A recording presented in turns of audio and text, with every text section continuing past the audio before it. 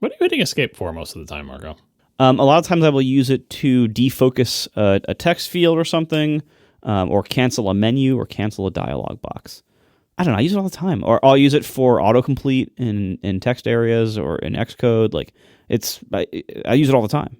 Yeah, the main thing I use it for when I'm not like in Emacs, which I'm rarely in. But anyway, the main thing I use it for, believe it or not, is canceling drags. I don't know if you two do this, but I'm very often dragging things around in the Finder saying all the time and thinking better of it. I'm like, no. And I just want that drag to be over. And I love escape for that. I do wonder when people who don't know how to do that, what do they do when they have essentially a handful of files and they're like, remember where they started dragging? Because the Finder is so weird about that. Like, I didn't know I could do this. This is amazing. Yeah, I'll tell you gosh, really? Yeah, what I do, I just try to carefully put it back.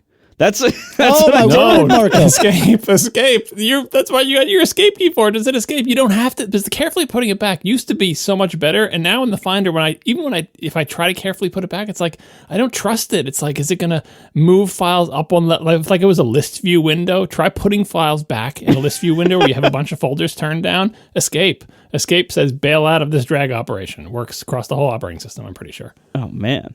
Now this is life changing. This even like when you told me like a year ago to like, because in order to get to my downloads folder, I used to like click the stupid icon that brings up the stack and then like the keyboard shortcut. Yeah, and you told me just hold down Command Option and click the downloads folder and it brings up the folder. Oh yeah, the dock thing. Yeah, like oh my God, that's so much better. Like that's Imagine if you could configure it to do that on plain click. Imagine that. I've been waiting like 17 years for Apple to say, it would be great if you could make that an option or a plist setting or something. But nope. And so like it's ingrained in my hands. I'm Command Option clicking on folders in the dock forever. Yeah, thank God for that. You still can't dock a folder alias, by the way. I filed that so many times. They just keep closing it as like, we don't care.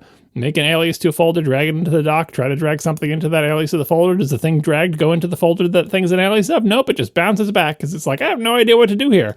It doesn't make any sense to me. You dragged a file onto a folder icon? I can't figure it out. Abort. Just put the file in the folder, Apple. Or don't let me put aliases to folders in the dock. Those are your two choices. Either one is fine. Current behavior is maddening. Anyway. How do you really feel? I filed it. They close it. I should file every 5 years. I should refile that bug. Not that anyone's working on the dock anymore. I mean, that's a reasonable interval to basically like bother them again about something. To watch your feedbacks just descend into the black hole. Yeah. We have one final reminder about ATP merch. John, can you tell us what should we be buying right now?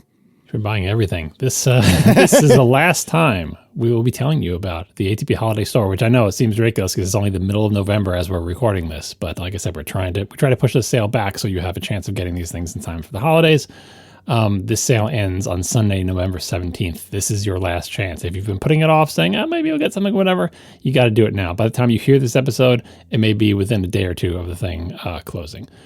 So what do we have this year? Obviously, we have our gift memberships. And by the way, gift memberships are available all year round. We put them on a holiday sale because it's the holiday season. You might want to give someone a gift membership. You might want someone to get you a gift membership. You can do that at any time. Like on the store page, if you're logged in, you'll see a link to give you an ATP gift membership. Or you can just tell people to go to atp.fm/gift. It's real easy. They can do that at any time. That's the one thing that lives past the end of this sale is the gift memberships. You should still, get them now and copy the link now if you can. But anyway, the actual merch. So we have all our M4 stuff. As we have discussed in the past several episodes, the M4 series of chips that have been released for Macs are really good. Lots of people writing in to say, hey, I don't have an M4 Mac. I have like an M2 Mac. Can I get an M2 shirt? It's like just like going for a job interview or being in a job. Dress for the job you want. You may not have an M4 now. Dress for the chip that you want in your Mac. Because who knows when the M4 chips will be sold again. So even though you might have an M1 or an M2 or maybe an Intel CPU like some people, you should still get the M4 shirt because by the time you actually get an M4, maybe we'll be selling M6 shirts, right? So if you want a shirt to match your thing, you should get it. And like I said, this is a great line of chips, as we will discuss at further length in follow-up, believe it or not, for like the third week in a row, how great the M4 things are. And the shirts, they're just M4 shirts. But if you want to represent and show that you're representing one of the really good M chips, not just because it's the biggest number that's available, but this is a really good one. So M4, M4 Pro, and M4 Max, T-shirts, long sleeve, sweatshirts, you name it, we've got it. In black and also in a whole bunch of colors with the monochrome M4 logo on them.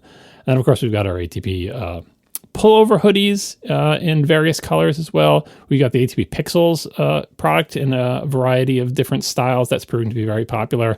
Long sleeve t-shirt, sweatshirt, all that good stuff. And then we have our plain old ATP logo stuff with colored shirts and also the black shirts with the rainbow logo on it. We have our zip hoodie, which is very popular. My family loves the zip hoodie. When they destroy and or lose them, they make me buy another one. That's how much they like them. It's one of the few pieces of branded merch that my children are willing to wear because the branding is discreet. It's just a tiny little embroidered logo. And otherwise, it's just a really nice, comfortable, high-quality hoodie, and that's what they love. We've got the polo available. Speaking of dressing for the job you want or maybe dressing for the season you want because it's short sleeve. We've got whole bunch of mugs left. So if you want a Cobalt ATP mug, maybe get two because people drop them and break them and then they want a replacement and we don't sell them anymore in that color or style and then they're sad. So always get backups. And we've got the ATP hat. So yeah, this is your last chance. You're not going to hear about the sale anymore because by the time we record the next episode, the sale will be over and it will be too late. So get your stuff while you can. ATP.fm/store. Maybe I should mention that. That's where you go. ATP.fm/store. And if this was an actual podcast ad, I would have to read it a third time, but it's not. So I won't. Don't forget to go to atp.fm/store. That's atp.fm/store. One more time. This is just an exclusive offer for our listeners.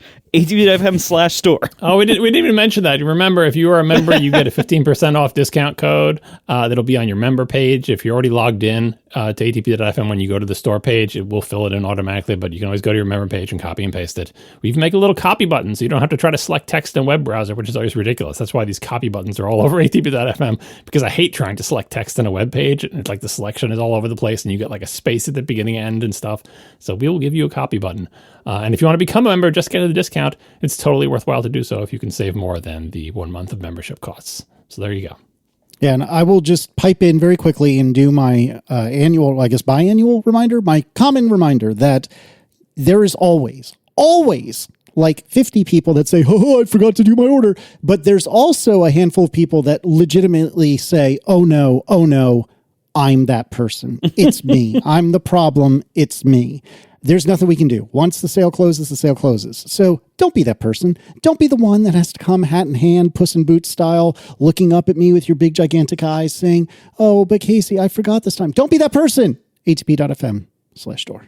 I recently learned that was from a pop song, but I have already forgotten which artist and song it was. Oh no. What's from a pop song? I'm the problem. It's me. Oh, yeah, well, it's an obscure act. You probably never heard of it.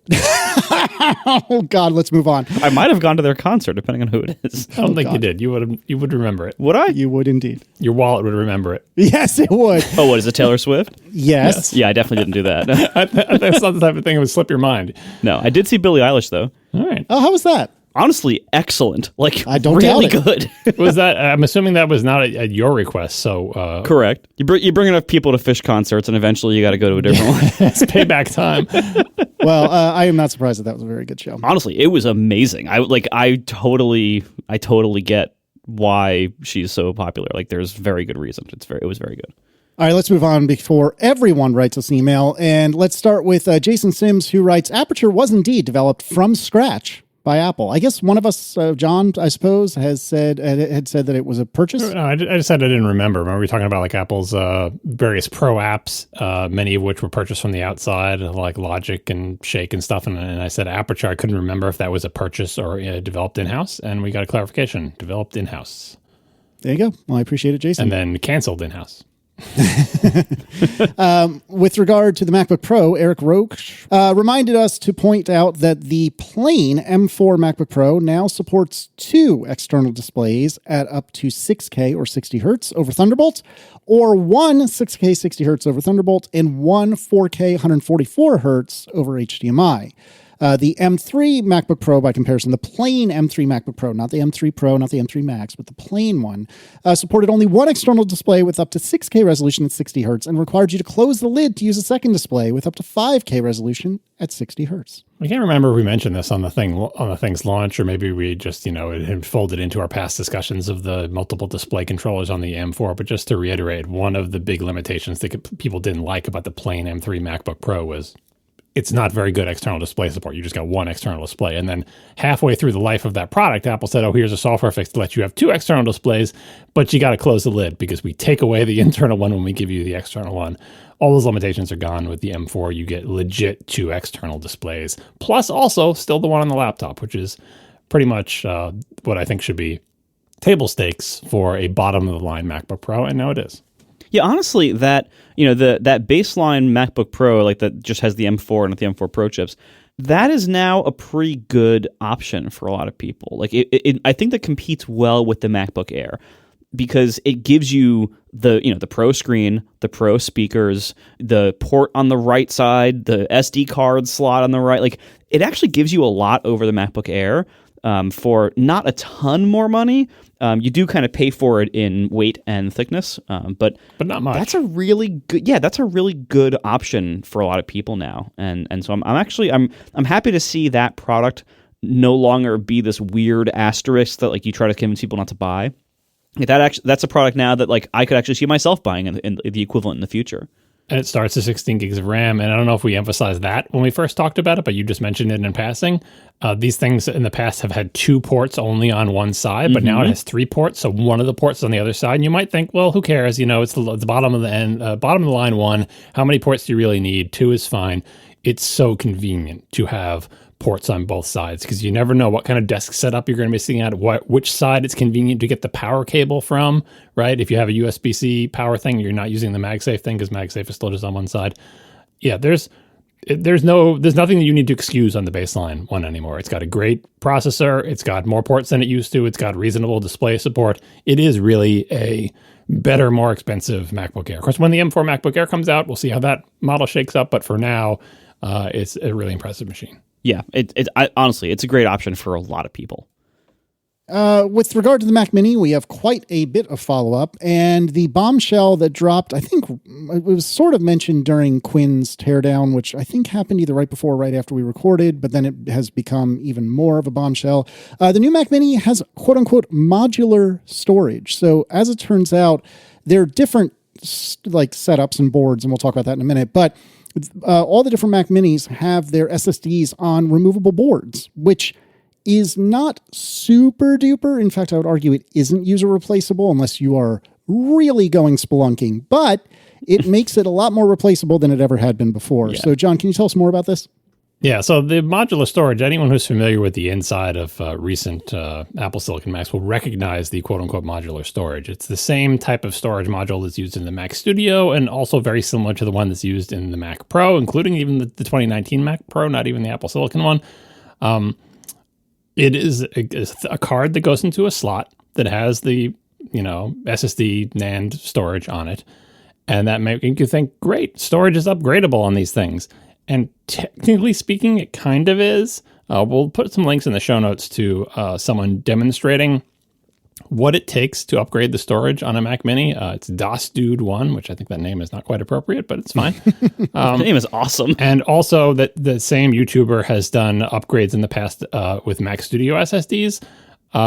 The short version is get out your soldering gun. Because the way you can't buy those little modules. They're not standard modules. It's not like an M.2 module or NVMe type thing. It's not standard at all. It's an Apple proprietary thing.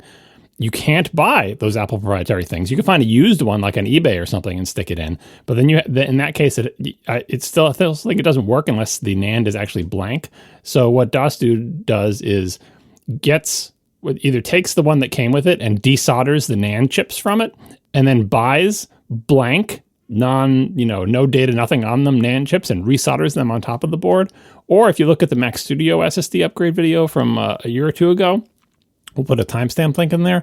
Someone made a custom printed circuit board by looking at Apple's and saying, I'm going to make my own empty printed circuit board like that. So you could, in theory, find that person in France who made that custom circuit board, buy it from them, find those blank NANDs that DasDude found to buy somewhere, buy those, solder the two of them together, and voila, you have an empty storage module that will work in a Mac Studio, maybe a Mac Pro. and certain Mac Minis, which we'll get to in a second, right? So it seems to me, like, at no point in this process was anybody hacking any security key or fooling some DRM encrypted or jailbreaking anything, right? It's just a question of how hard is it to get the parts. So it seems like if someone wanted to sell third-party SSD upgrades for the Mac Mini or the Mac Studio, I don't see why they couldn't do what the person in this video did, which is find that guy in France and like buy his printed circuit board design and mass produce it. Find where that guy bought those blank NAND modules for, because they're not like special Apple NAND modules, or if they are, he found a place to buy them. And then combine them, put them in a little retail box and say, hey, guess what? Would you like to upgrade your Mac Mini to a bigger SSD? We'll sell it to you for half the price that Apple sells it. I'm not quite sure why that market hasn't opened up. Maybe it's because there's not enough people who own these devices to make it worthwhile to do what I just described. But technically speaking, you'll see 2 YouTube videos where it is literally possible to upgrade the storage on your Mac using those little card thingies, which is good, I guess. But like I said, since 2019 with the Mac Pro, the little module things have been upgradable. There just hasn't been a thriving, I'm not going to say legitimate, thriving, normal third-party market for upgradable storage. You really have to be kind of like a do-it-yourselfer, or someone who wants to use a soldering iron, or someone who wants to cruise eBay for used parts and deal with all those things. And there's all sorts of weird caveats and stuff. So it's not ideal. But Apple, look, if you're not going to solder it to the board, you should sell them separately yourself at your own ridiculous prices, because at least that gives people an option of upgrading. You know, if you could buy an upgrade from Apple at ridiculous prices, at least you'd feel comfortable that I know this is going to work. And B, it would be great if you just let third parties build these things and sell them. Remember when third parties used to be able to sell parts that you can put inside Macs to make them better? Remember, Casey, when you could buy third-party RAM and stick it in your Mac, and there'd be no problems whatsoever? Did it make it better, though? All right. I mean, for years, for people who are newer Mac users, for years and years, for a good sort of middle portion of like the recent Mac era, it was standard practice to tell people, if you were a tech nerd, oh, hey, buy this Mac, but buy it with the minimum everything, the minimum RAM and the minimum storage. And then when you get it, buy a third-party RAM upgrade and a third-party storage upgrade. And your total cost will still be less than if you had bought those upgrades from Apple. This whole expensive upgrade thing is not new for Apple. Right? Oh, yeah. That was how I bought my first few Macs, because I would never be able to afford the Apple upgrade prices. Like, you know, this is one of the things we very much lost going to the modern, like, everything soldered on the board kind of era, that like you used to be able to just buy the base model and go on Newegg or Amazon and buy some components and stick them in, and it was fine. Yeah, and it's not, you know, entirely Apple being super evil by soldering all these things to the board. Like, lots of things used to be replaceable. Cell phone batteries all used to be easily replaceable. They're not really anymore. Laptop batteries all used to be easily replaceable. They're not anymore. It's not just Apple. It's the industry. There's reasons for this. It's more reliable. It's smaller. It's thinner. It's more power efficient, yada, yada. But when Apple does make something like, say, a desktop computer where they have enough room to make removable storage, and they choose to do so, like the Mac Studio, like the Mac Pro, and now also like the Mac Mini, if you're going to make modular storage, Apple, like, give consumers the benefit of modular storage. Again, even if it's only Apple selling the upgrades at their own ridiculous prices, Apple would not be losing any margin. It just makes it more flexible. It's one of the benefits of desktop computers is they can be larger, take more power. You have enough room for removable stuff inside them. They didn't do it with the SoC. They didn't do it with the RAM. You know, that all makes sense given the way the Apple Silicon works. But they did do it with the storage. And it's kind of a shame for it to remain the realm of people who are comfortable desoldering chips and everything. Because it's not easy. Watch these videos. It's not the type of thing that you'll just do in 2 seconds. It takes skill and care, and you'll probably screw it up.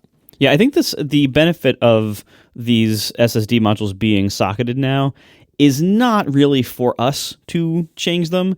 It's to make it cheaper and easier for Apple to change them in the case of service. So, like, you know, if in 4 years your SSD dies, this is probably going to be a cheaper repair that Apple would have to do to repair it than replacing the entire logic board, which is what they would have to do before.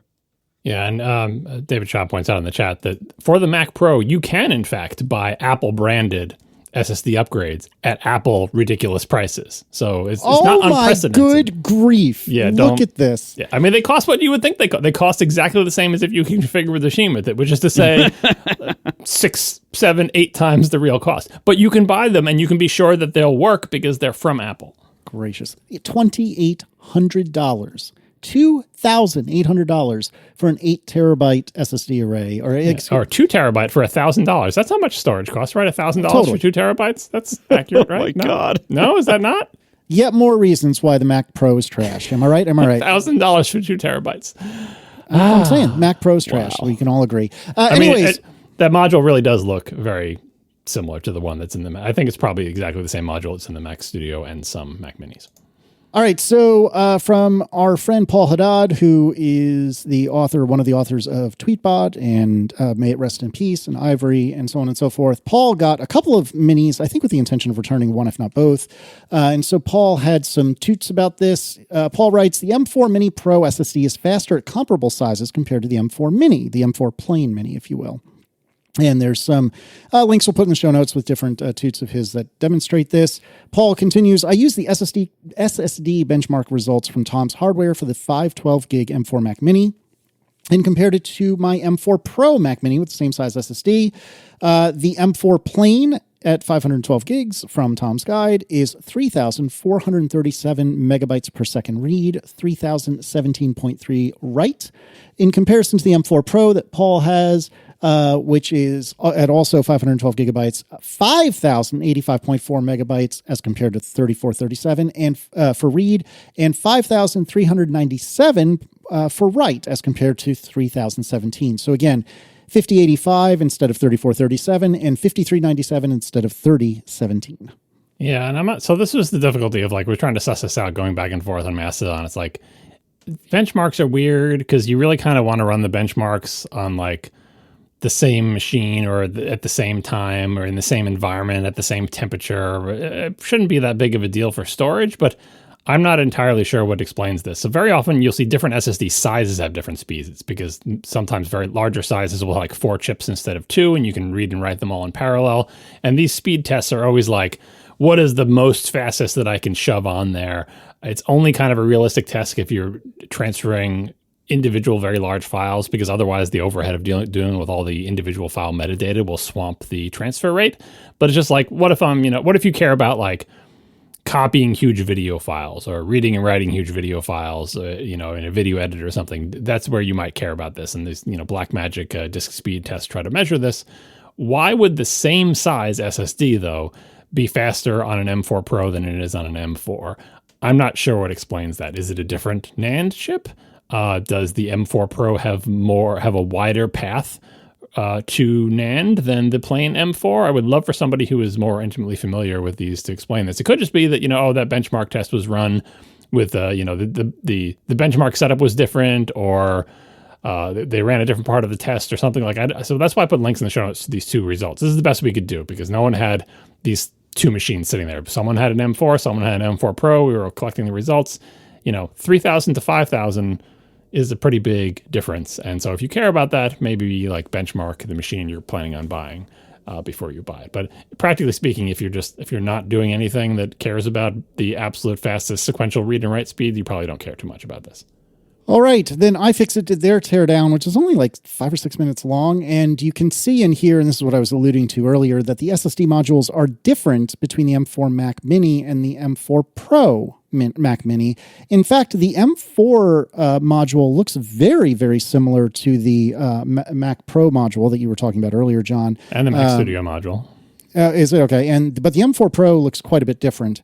But you can see the differences in their teardown. Additionally, there's actually, and this is super cool. No sarcasm. This is super freaking cool. Maybe this has always existed for other machines and I didn't realize it, but there is an actual support document that talks about how a user could replace the SSD module. And of course, it says, before you begin, remove the following parts: bottom cover, antenna plate, and fan, which is not an insignificant process, but they link to the instructions for each of these things, and they tell you exactly how to do the SSD. And I am here for this. Again, perhaps there was something that existed and I wasn't aware, but this is super cool. It is worth looking at this write-up on Apple's website just to see how well documented it is. I'm giving a little bit of side eye, though, because I've watched a lot of Mac Mini teardowns at this point, and the bottom cover, which is plastic, which is where the power button is, that bottom plastic cover, it has 4 like little, pin clip thingies that you have to unclip, and also glue, because why not? And I have seen at least one YouTuber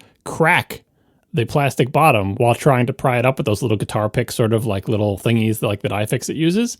It is a thin plastic bottom cover. Why is it glued? The thing's not waterproof. Does it, like, do you need to glue it? Like, they could have just screwed the bottom end, but then you'd have visible screws. So fine, you don't want to use screws. So they use those little pin thingies. Are the pin thingies not sufficiently strong that they have to glue it? When you put it back, you're not going to glue it. No one's going to buy a little stick of the special Apple glue and put it around the rim to glue the thing back together if you're doing it at home. Maybe if they repaired it at an Apple repair center, they would do that, but you're not going to. So getting the bottom off these things is, I feel like, needlessly unfriendly. iFixit didn't even make too much of a mention of it because they're so used to prying apart things that are glued together, and this is actually an easy one compared to opening up a phone or an iPad or something. But geez, like it's a aluminum square with a plastic thing on the bottom. Just let me unscrew the bottom and take it off. Or make it waterproof or something. I don't know, something to defend against Casey and all of his drinks that he's going to spill on his Mac Mini. Yeah, so that's kind of a shame, but it is nice to give the instructions. It's pretty easy to get to once you pull out all that other stuff. One of the reasons I think the M4 Pro module is different is because if you look at the images from Apple's repair guide or the teardowns, you'll see that the M4 Pro Mac Mini is different on the inside. The M4 Pro SoC is just plain bigger than the M4, right? And therefore it has a bigger heat spreader on it and a bigger heat pipe. And that bigger heat pipe leads to a larger copper heat sink with more fins, kind of like on the Mac Studio. When you got the lesser models, you'd get a smaller aluminum heat sink. And when you got the Ultra, you'd get a bigger copper one. Same deal here. And the bigger SoC takes up a little bit more room so that the place where the SSD goes on the plain M4 is a little bit too narrow. So they put it kind of on the side in a skinnier little card. The connector is the same. Like the connector is exactly the way it was, but it's in a different place and it's narrower, right? So iFixit actually tried swapping them. And first they just took an SSD from one M4 Mac Mini and put it into another M4 Mac Mini, and that worked. So if you have two Mac Minis and just one SSD, you can swap it between them and it'll be fine.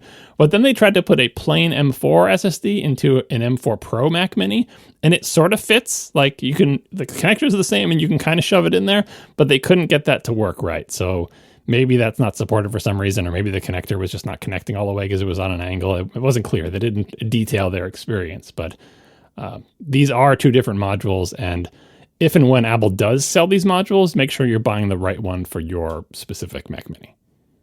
All right, so we have a couple other things we need to mention. First of all, there are two NAND chips on the 256 gig model. I guess they're two 128 gig chips, one would assume. And additionally, the Wi-Fi and Bluetooth are on a separate PCB, which is a little BB circular one, which was kind of interesting. And that's the one that's mounted like in the center of the fan, right? Yeah, on the very bottom. So the two NAND chips is important. I mean, it's commonplace now, but for a while back in the earlier Apple Silicon things, they would ship the lowest end storage with a single 256 gig NAND chip instead of two 128s, and it would be roughly half the speed because you can read and write to both the chips at the same time. And they backtracked on that and fixed it, and just to let people know going forward, the Mac Mini also does not do that terrible half-speed SSD thing. So even if you get the base storage, you get two 128s, so it should not be a half-speed drive. It'll still be slower than the 512 and the 1 terabyte and all that other stuff, but it won't be like half as fast as it could be, so that's great. And the Wi-Fi and Bluetooth being on a separate, tiny little adorable circular printed circuit board just really highlights what a shame it is that this thing doesn't have Wi-Fi 7, right? Because it's not like they need to do like a big revision to the board. Like at any time, they could have just, they could have designed the whole Mac Mini logic board and had it all ready to go. And it's just a question of what little circular Wi-Fi Bluetooth thing do we attach to it? And that could have been at the last minute. Oh, put a Wi-Fi 7 in there, but it's not. So I guess it means that the next version of this, it should be easy for it to get Wi-Fi 7 and Bluetooth 5.4 or whatever, because it is entirely separate. Like it's such an adorable, like quarter-size printed circuit board that has all that stuff in it, and it's just connected with antennas and wires and everything. And I think it's at the bottom just so it can get away from the other components, because all of the wireless stuff in this aluminum little cube thing comes out the bottom where it's plastic, where it's radio transparent. So the wireless stuff isn't nestled into the aluminum. There's no like plastic lines like on old iPhones on the top. All the wireless stuff has to come out of the bottom. So that's why the circuit board is down there. But it does make it very modular. All right, and then we had some questions with regard to external storage. Peter Welpton writes, in an effort to bypass the silly overpriced storage upgrades, the obvious move is an external SSD. What I've never really understood is, what is the best setup of files and libraries, etc., between an internal 256 and a larger external drive?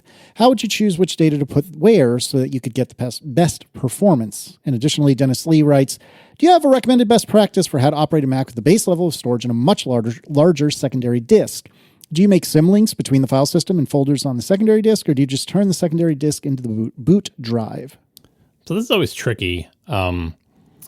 It's kind of a shame that Apple doesn't sell the Mac Mini with an internal SSD so small that the only thing you really put on it is the operating system. Wait, please don't advocate for them to ship smaller SSDs. That would be an interesting thing that they could do. A little bit of the trouble of this is that some applications don't like it when their stuff is not on the boot drive. Some Apple applications historically have not liked it when their stuff is not on the boot drive. And you may be asking yourself, which applications is that? How do I tell? Is there some web page I can go to where Apple will tell me that I shouldn't put my photos library in external drive, or it is supported and I can do that? Where do I find these answers? I don't know. I wish Apple was more upfront about that. At this point, Apple has done it so much and so often. It should be like in the Get Info screen on the Finder that says, just FYI, this thing really wants you to have its stuff on the boot drive. Otherwise, it's going to flip out, right? I think most applications don't care about this, but it's worth looking into. In particular, Photos is the one you probably care about if you have a big photo library, because that's one of the biggest things a lot of people have on their Macs. And if you want to download originals from your iCloud photo library, you better make sure that it is supported in external drives. I don't actually know the answer because mine is on the boot drive, but I believe it is currently supported. I think maybe it's not supported to have it on like a NAS or something, but I think it's supported on an external drive. But anyway, that's one thing to look into, is look at the applications that you use and how much data they have, and see which ones you would like to be on an external drive, and then check whether that is supported with the application vendor. Worst case, you could probably email support or something and find out for each application, hey, can I put your library, your data, your whatever on the external drive? Keep in mind that some applications do stuff like have cache folders and things that you don't get to pick where they live if the program is not very configurable. So they're just going to go on your boot drive whether you want it or not. And those might be big. So you really do have to figure out how much stuff you're going to have on your internal drive. But in general, I would say it's in this scenario where you're going to have like boot drive and then bigger external drive on a desktop that's permanently connected, I would try to put everything on the external one if I could, just so I wouldn't have to guess where things are, and only put things on the boot drive that have to be there, right? Now, how do you accomplish that? Dennis's question. Should I make symlinks? Should I make aliases? Should I make hard links to directories? How should I weave these things together? Should I do the weird overlay mount thing or whatever? It's going to be annoying. Don't use symlinks. You'll be sad. Lots of programs don't handle them correctly. You're not going to get an answer from support about whether they do that or not. You just have to find a way. You just have to hope that your programs that you care about let you put your big stuff on the external drive.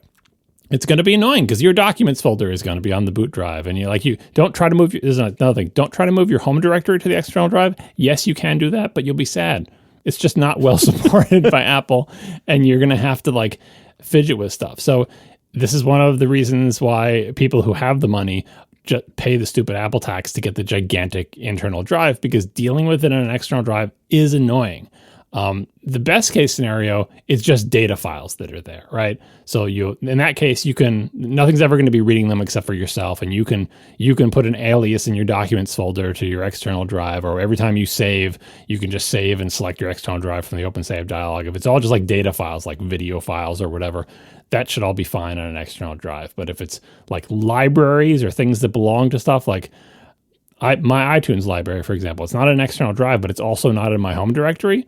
And so far that hasn't blown up in my face, but every individual app has a different attitude, let's say, towards you trying to make it store its stuff somewhere other than where it wants to.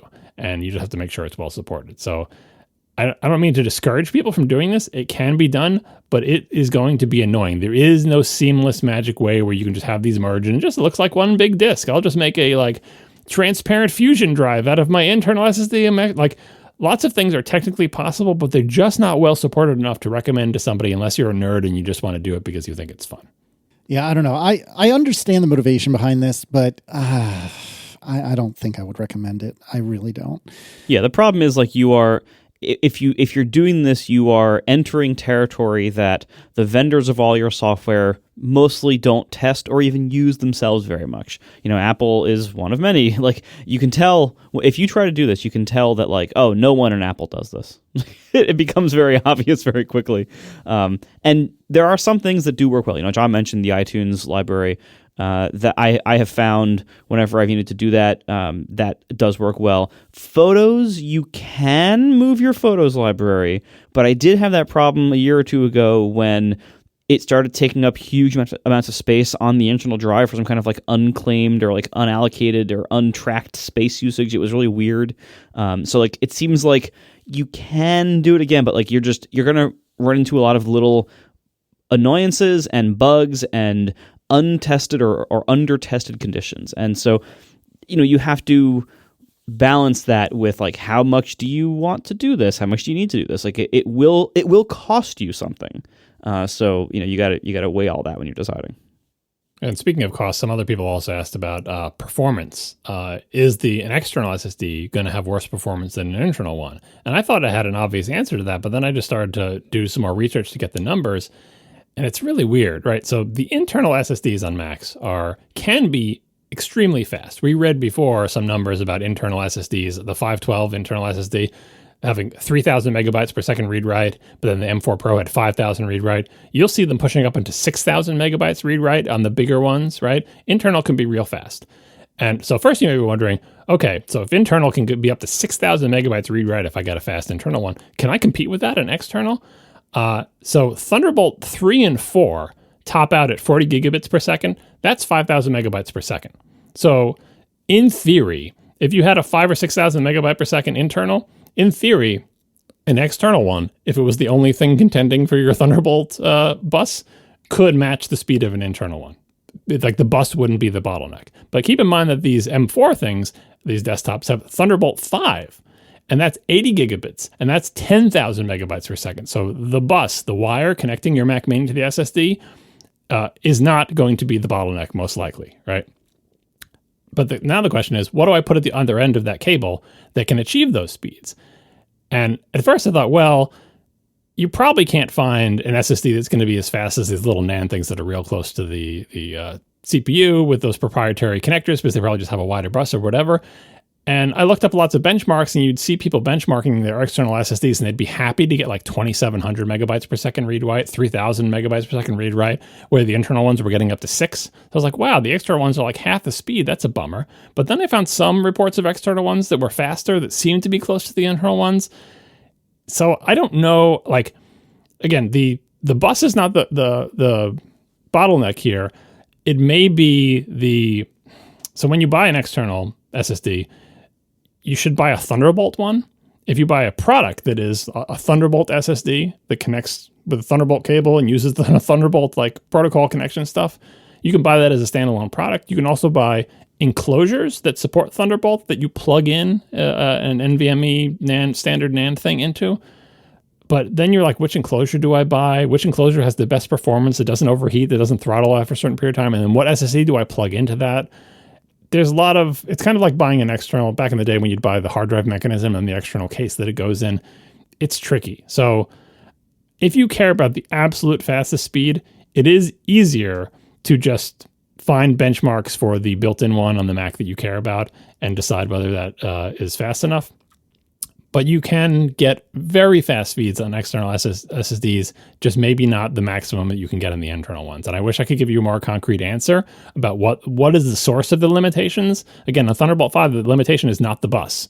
It's something else. Maybe it's contention for the bus if you have a bunch of other stuff going on. So I know that's not a satisfactory answer, but just like the answer is, find benchmarks for the external SSD thing that you're thinking of buying, whether it is a standalone product or an enclosure and a thing, and decide if that benchmark satisfies what you think your needs are. And after saying all this, you may be thinking, oh, this is like, you're saying it's so great you can do external storage. You can't upgrade the RAM, but you can do external storage. But now you're saying external storage is useless. It's totally not. Like, for normal stuff, where your disk storage need is, I have huge files, like say you're a video editor, you can fill like any disk or storage with just huge video files. Go out and shoot footage at 4K 120, you will fill anything. And those files can live on an external SSD that does 3,000 megabytes per second, and you can edit 4K footage at that speed. Now, I'm not an expert video editor. Maybe they'll tell you that, yeah, but you'll run into problems when you do X, Y, and Z with very large projects or very large resolutions or whatever. But for data files, if you just need a place to store huge data files, a big external SSD is great. And if you need every last ounce of the speed, maybe you can put your current project on the boot drive, edit it, and then put it back over there. But yeah, like for most storage, what you care about is having the space to keep your stuff. Not that you're constantly going to be reading all of your stuff at 6,000 megabytes per second, so now you can't do external storage at all. And then, of course, if you really want to spend the money, I'm sure some vendor will sell you some insane external storage device that, you know, puts a bunch of SSDs in parallel and does get speeds that rival or exceed the lone single internal SSD, because you can do the, you know, that whatever that thing is that MKBHD bought for his Mac Pro. It's like a PCIe card with like 8 SSDs stuck on it. Then you might run into bandwidth limits, but the good news is it'll go up to 10,000 megabytes per second in theory on Thunderbolt 5. So external storage is still very useful, but it is an additional complication, which is why it's a shame that Apple charges so much for its internal storage. Yeah, I think that's becoming my number one bugbear is now that the base RAM is at least, you know, reasonable. These the SSD prices are just from a different planet. They really, really are. I mean, and I guess I should also be thankful that they haven't raised prices, you know, and it seems in a lot of ways, you know, things that should be more expensive because inflation haven't gotten more expensive. So there is a lot to be thankful for, but whoa, man, are they ever making it up with these SSD prices? Gracious. All right, let's talk about the M4. Wes Campaign did the Lord's work and compiled a whole bunch of data on single core Geekbench scores per gigahertz for the M series chips. And is gigahertz the singular form of that unit of measure? Sorry, gigahertz. It's just 1 hertz, 1 gigahertz. Just 1 gigahertz. That's it. One ping only, please. Anyways, so yes, there's a very fancy chart in the show notes, and as well, or there's a table as well as a chart that details all I this. had to make the chart. People, don't post a table full of numbers. No one can look at that and know what it is. You got to visualize it. That's what charts are for. It's for visualizing numbers. Humans are much better at looking at a bunch of bars of different heights than looking at numbers. Even though it's like all the information is there in the numbers, it's just harder to see. Yeah. So I made the chart, and you may be wondering, who cares about single core performance per gigahertz? It's just another way to demonstrate how good the M4 generation is.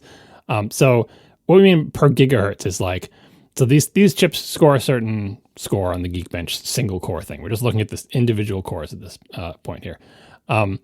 And whatever that score is, you can also look at the clock speed that the chip was running to achieve that score and do some division and find out for each 1 gigahertz, how much of the score that it achieved is attributable to that gigahertz, right?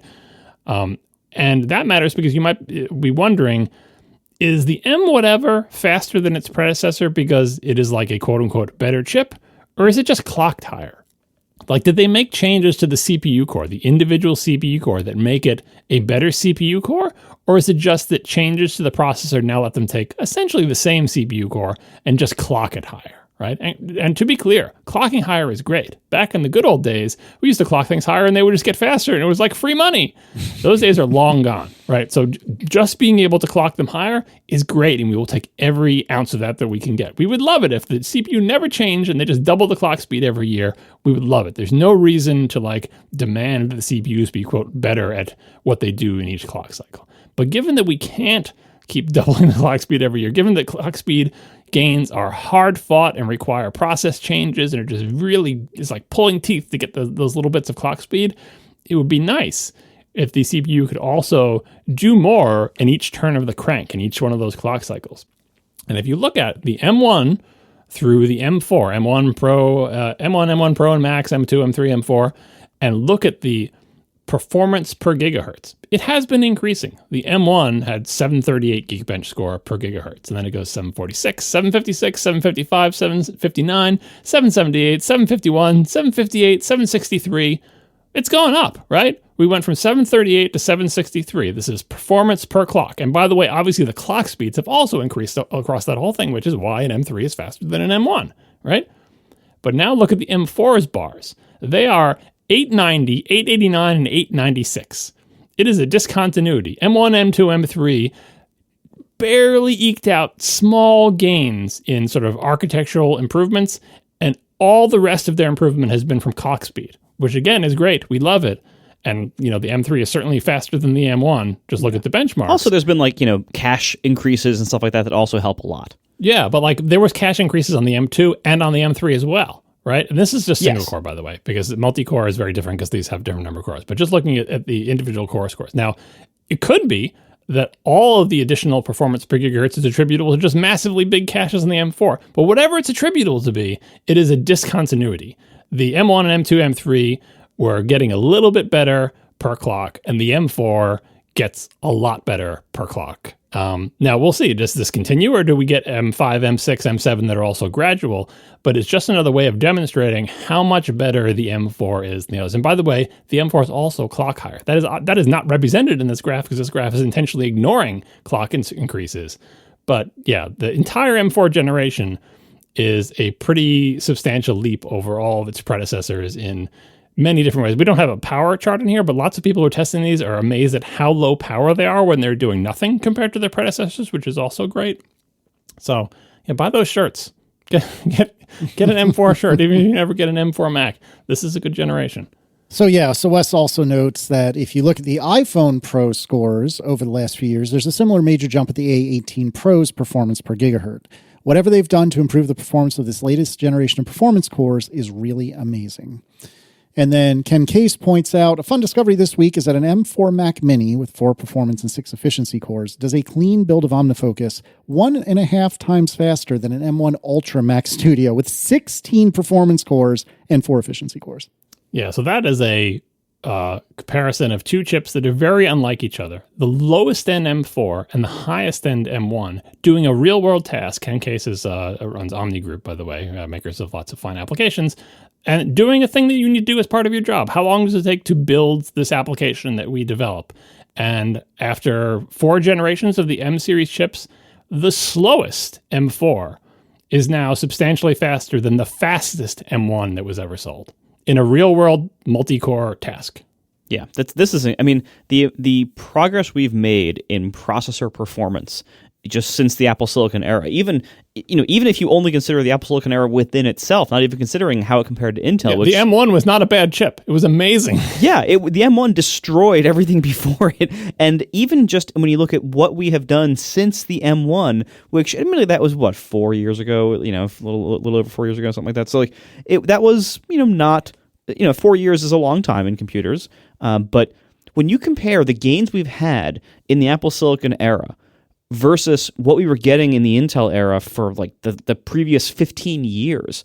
With Intel chips, you were lucky if you were getting maybe 5 to 7% per year faster. You were not getting this kind of gain. So this has just been an incredible run so far. And I'm sure it's gonna ebb and flow in how quickly things progress over time. But we're just in a really great era right now. Yeah, and if you look at Intel, by the way, Intel now is getting a TSMC to manufacture all or parts of its chips because its process isn't as good. So the Intel chips are there was all this noise about them being competitive when we talked about the Qualcomm chips being competitive. All those Intel chips and Qualcomm chips, when we were talking about them, they were all comparing themselves to the M3. And we always knew the M4 was coming, and it's okay, well, it's fair to compare it to what's on the market because they're comparing their chips to what you can buy now, and you can only buy M3 Max now. Well, that time is over. You can buy M4 ones now, and they're amazing. So too bad for Intel stuff and for Qualcomm stuff. They had their brief moment in the sun when they were within shooting distance, within whatever the expression is, within punching distance of Apple's then best line of chips, but the M4s are here now, and they have jumped out ahead fairly comfortably in all measures that anyone cares about. And obviously, it's not just the SoCs. Everything has to do with the M4s. All the architectural changes, although it is, the memory controllers and the storage stuff is related to the SoC as well. But it's everything about these computers that's how far we've come. You wait for 4 generations of SoC, and the slowest one is faster than the fastest original series chip. So we're making good progress. It's great to see. It's hard fought, right? It requires billions of dollars in new process and lots of difficult chip design and lots of, it's not as easy as it was back in the olden days when we were just cranking up the clock speed and you just get faster. Those days are long gone, but that's why it's so great to see that it's not like, oh, the M1 came along and it was amazing, and then it just kind of plateaued after there. Nope, they're still making good gains. Whatever brain drain happened from when all of the Apple Silicon people left to form Nuvia and that got bought by Qualcomm, apparently it has not been enough to completely cripple Apple's ability to make good chips, because the M4 chips are great. We are sponsored this episode by DeleteMe. Look, data brokers profit off of your data. Your data is a commodity. Anyone on the web can buy your private details. This can lead to lots of problems for you, things like identity theft, phishing attempts, harassment, even simpler stuff like just unwanted spam phone calls. But now you can help protect your privacy with DeleteMe. This is a great service that I have personally used myself. Here's what you do. You sign up and provide DeleteMe with exactly what information you want deleted about you and your family members if you want, and then they take it from there. They send you regular personalized privacy reports showing what info they were able to find in various data broker sites and databases and stuff, where they found it, and then what they were able to remove. And DeleteMe isn't just a one-time service. They're always continually working for you to monitor and remove your personal info that you don't want in these various databases and stuff all over the internet. Because the thing is, it's so easy to just do a quick Google search or whatever and find everyone's personal information, and it's kind of creepy. And obviously nothing is a perfect solution to everything, but you can make it a lot harder getting your info out of all of these different databases, and that's what DeleteMe really specializes in. So it's a great service. They do all the hard work of helping wipe your and your family's personal info from all these data broker websites out there. So take control of your data and keep your private life private by signing up for DeleteMe, now at a special discount for our listeners. Today, get 20% off your DeleteMe plan when you go to joindeleteme.com/ATP and use promo code ATP at checkout.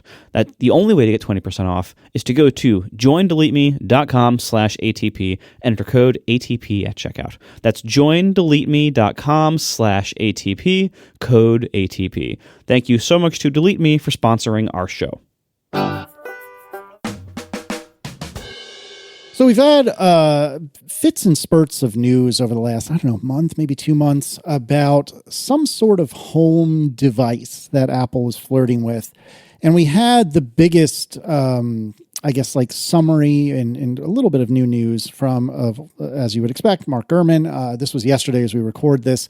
There's a lot to read here, and I apologize for that, but I think all of this is interesting and is a pretty good summary, and also, like I said, some new information. It's not just a summary. Here's the way I'd characterize it. We've talked about this HomePod with a screen for, I think, more than multiple months. I think it's been a long time we've been talking about this. A lot of the time we talked about it specifically about the robot arm that's going to make the screen point towards you or whatever. And that was all like, Apple's planning a product that's like a HomePod with a screen that might have a robot arm. Let me tell you about it. But this dump from Gurman here is like, all right, that time is over where we talk about a vague product that Apple has. Let me tell you about the specific product that Apple is going to release. And this has tons of details that have not been in there before. I mean, he might as well have included like a name and a product shot. Like, this is a lot. That's why we've included all these details. Because this is, when you read the Gurman stories that it's like, Apple might be looking at this and looking at that. And then you read the Gurman stories, it's like, here's what's coming out, next week. And he tells you everything about the machines. This reads like that. Fair enough. So let me start reading. The device has a roughly 6-inch screen and looks like a square iPad. There's also a camera at the top front, a rechargeable built-in battery, and internal speakers. Apple plans to offer it in silver and black options. The product has a touch interface that looks like a blend of the Apple Watch operating system and the iPhone's recently launched standby mode. But the company expects most people to use their voice to interact with the device. The hardware was designed around App Intents, a system that lets AI precisely control applications and tasks, which is set to debut in the coming months. The product will be marketed as a way to control home appliances, chat with Siri, and hold intercom sessions via Apple's FaceTime software. It will also be loaded with Apple apps, including ones for web browsing, listening to news updates, and playing music. Users will be able to access their notes and calendar information, and the device can turn into a slideshow to display their photos. Apple's already planning a more expensive follow-up version, because of course they are, with a robotic limb that can move the screen around. The higher-end product could be priced at as much as $1,000, which if you follow Jason Snell's math, which is double whatever you think it will be, then it's $2,000. The display-only device will be far less than that and approaching the cost of competitors' products. And for reference, the Echo Show 8 is priced at $150, while the Echo Hub is $180. The Nest Hub Max costs $230. Apple's designed different attachments for the device, including ones that affix the screens onto walls. There will be bases with additional speakers that can be placed in the kitchen. We've got the Playdate dock all over again, on a nightstand or on a desk. The screen device, which runs a new operating system codenamed Pebble, too soon, will include sensors to determine how close a person is. It will then automatically adjust its features depending on the distance. For example, if users are several feet away, it might show the temperature. As they approach, the interface can switch to a panel for adjusting the home thermostat. That's very clever. During development, Apple discussed launching an app store as part of the device, but it recently decided to exclude this feature, at least in the initial version. That sounds familiar. The product will be a standalone device, meaning it can operate almost entirely on its own, but it will require an iPhone for some tasks, including parts of the initial setup. Apple hopes it can sell multiple units of the device to consumers who will place them around the house and use them several times a day. So that is a product. That is a product that is less than, I guess let's just say less than $1,000, according to this rumor, because I don't know if it's going to be $200 or $150, but less than $1,000. No apps, no app store. It is an appliance in the sense of the HomePod, I guess. You don't buy apps for your HomePods, right? You just put them in your house. They do a thing. They hopefully are inexpensive. And the thing that they're going to do is it's going to be a screen that lets you do home stuff and maybe look at some photos and maybe do FaceTime stuff. And that is, I think, a pretty reasonable product. Lots of the rumors were so concentrating on that robot arm and thinking it's going to be like in your kitchen table in front of you and turning the screen around. But it's like, this is just, people say, oh, it's like an iPad I hang on my wall. So what? Well, first of all, iPads are super expensive. And second, iPads don't have software that lets them do the things that this thing is going to do. This is really like think of it as like Apple's Ecobee, or something similar to that. Or I guess the Echo Show is kind of similar as well. But like, I like the idea that this doesn't have apps initially, because it forces Apple to say, make this product useful with just the stuff that it comes with. You should be able to fiddle with all your home stuff and see what the temperature is and adjust your thermostat. And it's neat that you can also talk to it and have it do voice assistant stuff, and it can show pictures of your family.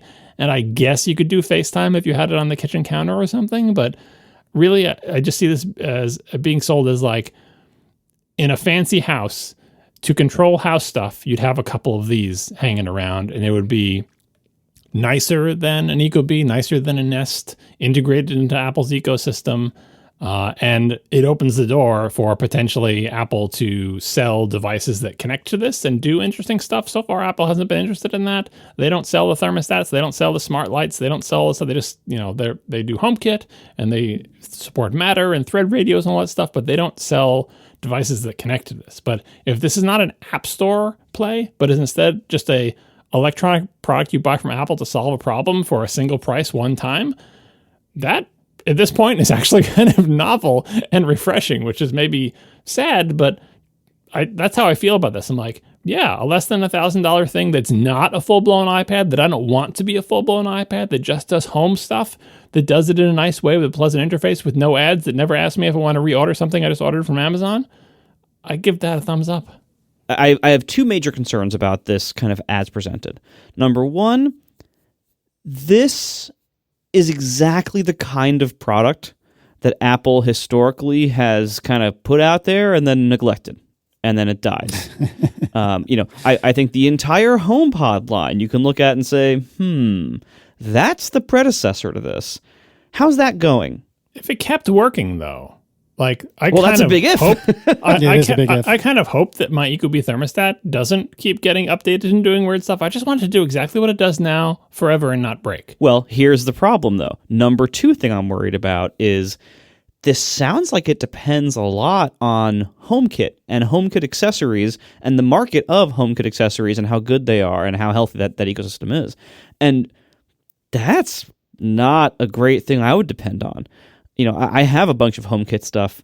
It's a mixed bag. And over time, it does not seem like it's going in a great direction. It seems like, again, it seems like it's kind of one of those things that's been put out there, and then it just kind of sits around.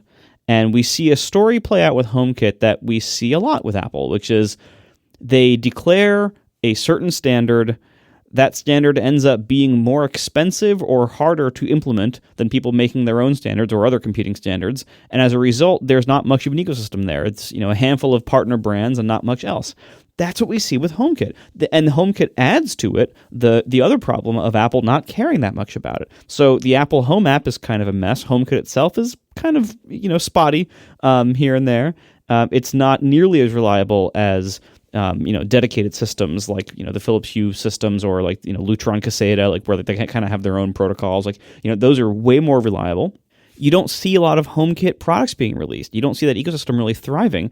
So whatever this product is, like Herman's talking about, this square wall pad thing, whatever this is, controlling home devices should probably not be a major reason why people would buy this, because I think that's going to be disappointing and probably neglected. Now, the other parts of this, from a technical point of view, as soon as Apple released standby mode on the iPhone, we were all saying, like, why isn't this just like an iPad that you can stick somewhere and it'd be like an appliance?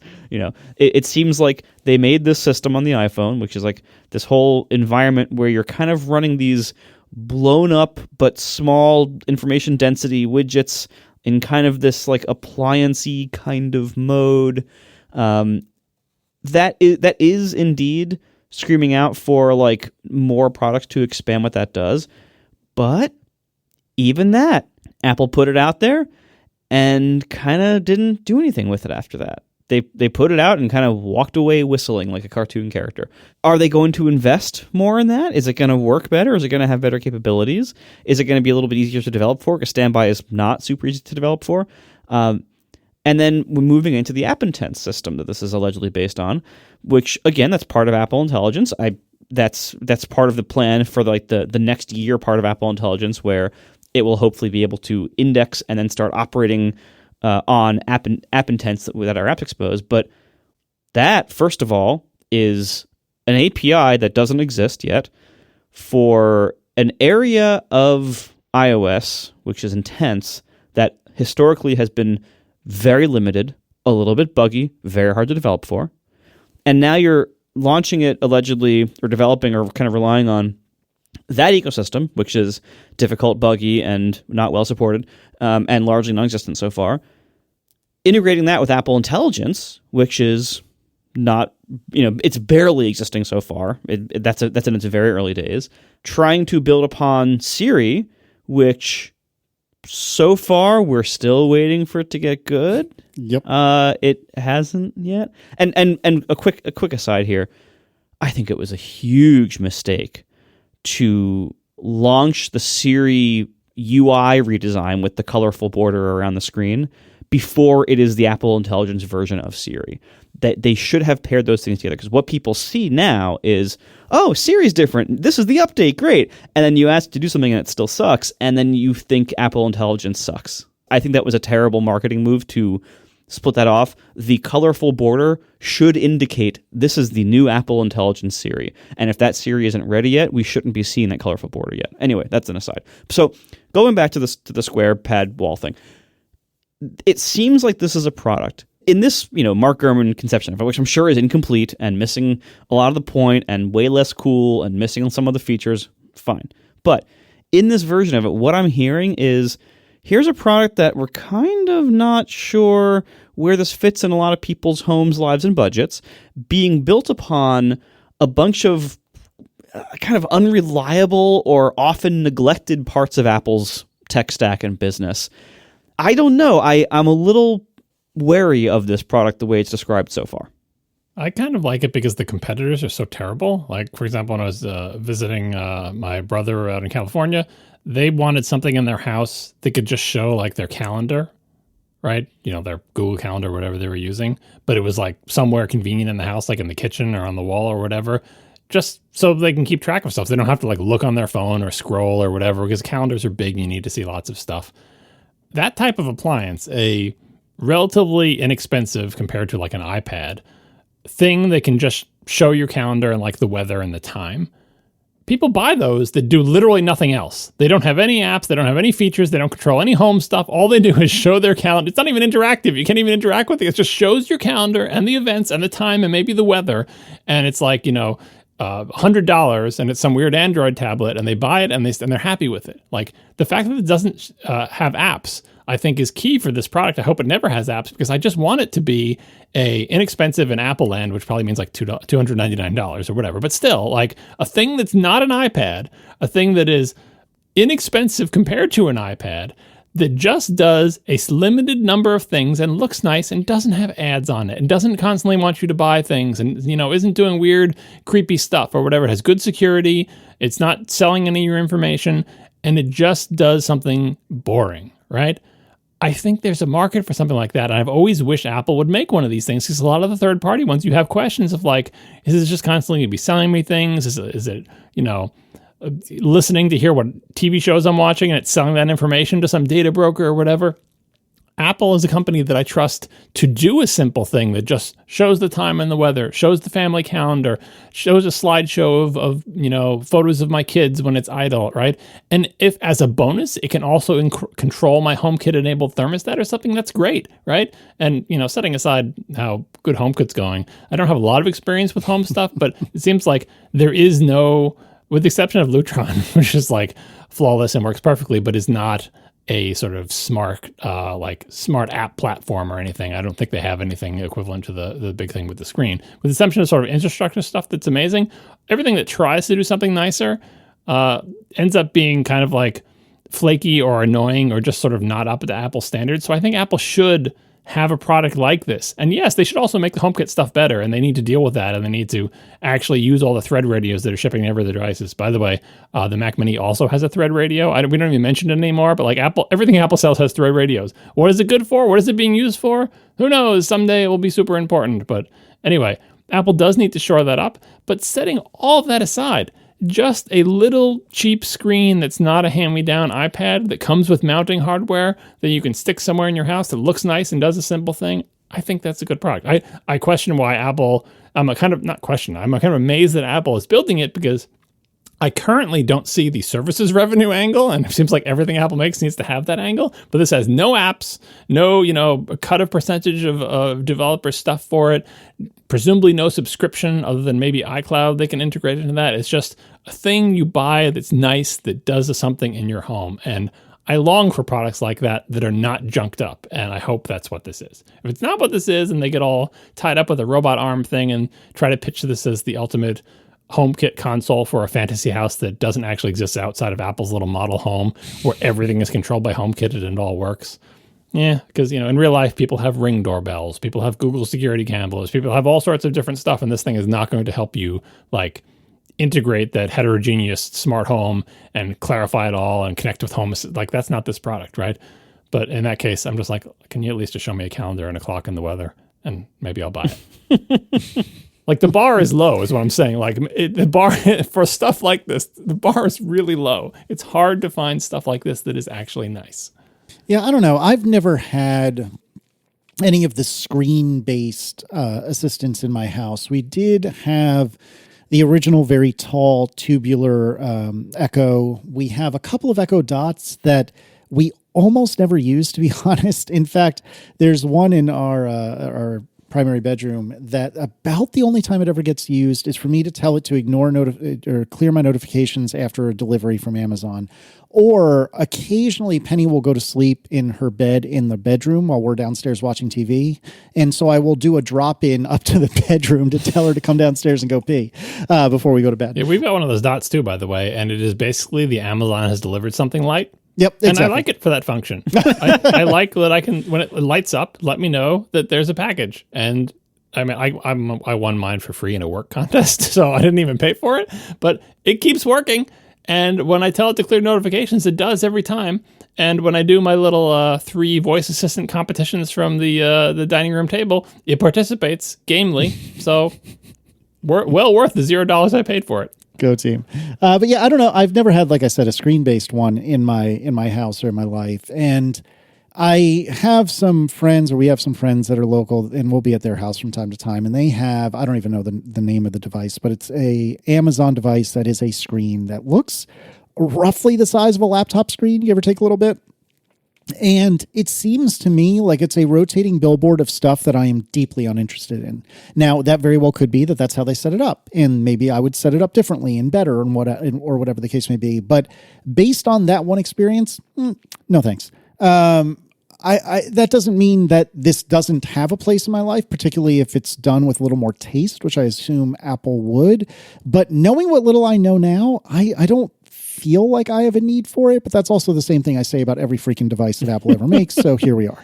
Yeah, I mean, like I think your experience with, seeing a lot of mediocrity in the Amazon products with screens, that mirrors, I think, almost every report I've ever heard about them. And I even had the very first Echo Show. That was the very first Echo with a screen. That I actually bought one and returned it within like one day of having it, because what we very quickly learned with the Echo Show series is that you can't trust Amazon with a screen. They just use it to promote stuff at you. You're literally paying them money to have them advertise and yell in your face. And that's not a great product experience for most people. You can turn off some of those things, but then they'll just add new ones and opt you in, because that's a wonderful trick that for some reason is legal. So what we see is we see the failure modes of these products. In Amazon's case, the failure mode is they just use it as an advertising channel to spew ads at you in various forms, whether it's promoted news stories or direct actual just ads, like whatever it is, they're spewing stuff at you that you don't want. In Apple's case, the failure mode will be unreliability and neglect. So we have to see, I think I will trust Apple for the most part, not absolutely, but for the most part, I trust Apple not to be as egregious as Amazon in spamming us with stuff we don't want. Now, when you walk into the room and there's a new Apple TV Plus show filling the entire screen, we'll know they've failed in this regard. Right. Hey, how about a sports team score that I don't care about? You can catch us right now on Apple TV Plus. That is a user interface failure. Apple's not trying to sell us anything with those sports scores. They're just scores. They're just annoying us in ways that we could not figure out how to stop without extreme effort. So that's just bad UI on their part. But the Apple TV Plus shows, I think, is an example of them being like, because they put them in the keynotes now. It's like, hey, while we've got your attention, did you know there's a new TV show coming out on the service that we want you to subscribe to? Mm-hmm. Or, you can also see them in various ways. They have eroded the user experience on iOS over the years to do things like harass you with notifications and full screen takeovers and stuff for things like if you haven't bought Apple Music. If you aren't an Apple Music subscriber and you try to use the Music app, good luck with that. If you don't buy Apple Care for your phone and you go to the Settings app, good luck with that. They do advertise at us, and they are getting more and more shameless about it. And so I would expect a product like this to not be immune to that. But I think it would be a vastly different level lower than what Amazon does with their Echo Show series. So anyway, we see this kind of product line.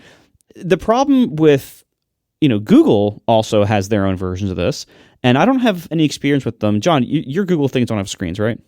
No, I was just looking at the Nest Hub Max, which looks very much like what Apple is competing with. It's the more expensive one. It's like a little Android tablet on an angle on a little stand that probably does all the things that Android tablets do, but in a more limited, homey version of it. That definitely just looks, Google's not going to be advertising to you as much as Amazon is, but it's like a Google ecosystem version of this. And I feel like that is probably Apple's target, is the Nest Hub Max with its functionality, but it'll be in the Apple ecosystem as well. So if you just did want something to show you your Google Calendar, maybe the Nest Hub Max is the answer, but I haven't actually used it, so I don't know how annoying it is and how flexible it is. Yeah, I don't know anything about it. We'll see. I haven't really heard anything about people who use those, so I don't think there's a lot of them. But I would suspect that might suffer as many kind of side Google projects do, probably from a lack of attention, but that's just speculation. And Google is a little bit more invested in the ad ecosystem than Apple is, let's say. Sure. But I do think Amazon historically is the most egregious at spamming you through their Alexa products, through the Echo products, like with extra commentary that promotes some stuff you can do, with extra content, extra things showing up on your screen. So we know with the Amazon products how that fails. Apple just seems like if they're going to do this, again, we don't know much about this, obviously, but if they're going to do something like this, it seems like it rests on a lot of assumptions about subsystems that work better than they do, a lot of architecture and infrastructure that doesn't seem to exist yet or is barely being deployed in the form of Apple Intelligence, into a market of hardware that is not nearly as good as Apple purports it to be or wants it to be with HomeKit stuff, and relying on a market of software in the form of apps and app intents and things like that, where like, how do we know apps are even going to take advantage of app intents? How many apps are actually going to adopt this new API? How many apps are going to want to be controlled headlessly through Siri and Apple Intelligence without making you go into the app and see all the apps promos and stuff? So like there's a lot of kind of faith going into this product from the way it's described here that I'm not sure I would have a lot of strong confidence in. So I don't know. This remains to be seen. I do see the market for a dashboard type of thing, but I don't know that that's this. But I guess we'll find out. Well, I mean, if the price is low enough, it doesn't. All your concerns really don't make that much of a difference because it's like, well, think of it this way: do you currently have an old iPad that you use to listen to music in your kitchen? Well, this is a cheap version of an old iPad that you use to listen to music. If you subscribe to Apple Music and that's how you listen to music, you already subscribe to it, and you're currently using an old iPad in your kitchen. This will probably it'll be cheaper than that iPad was when it was new.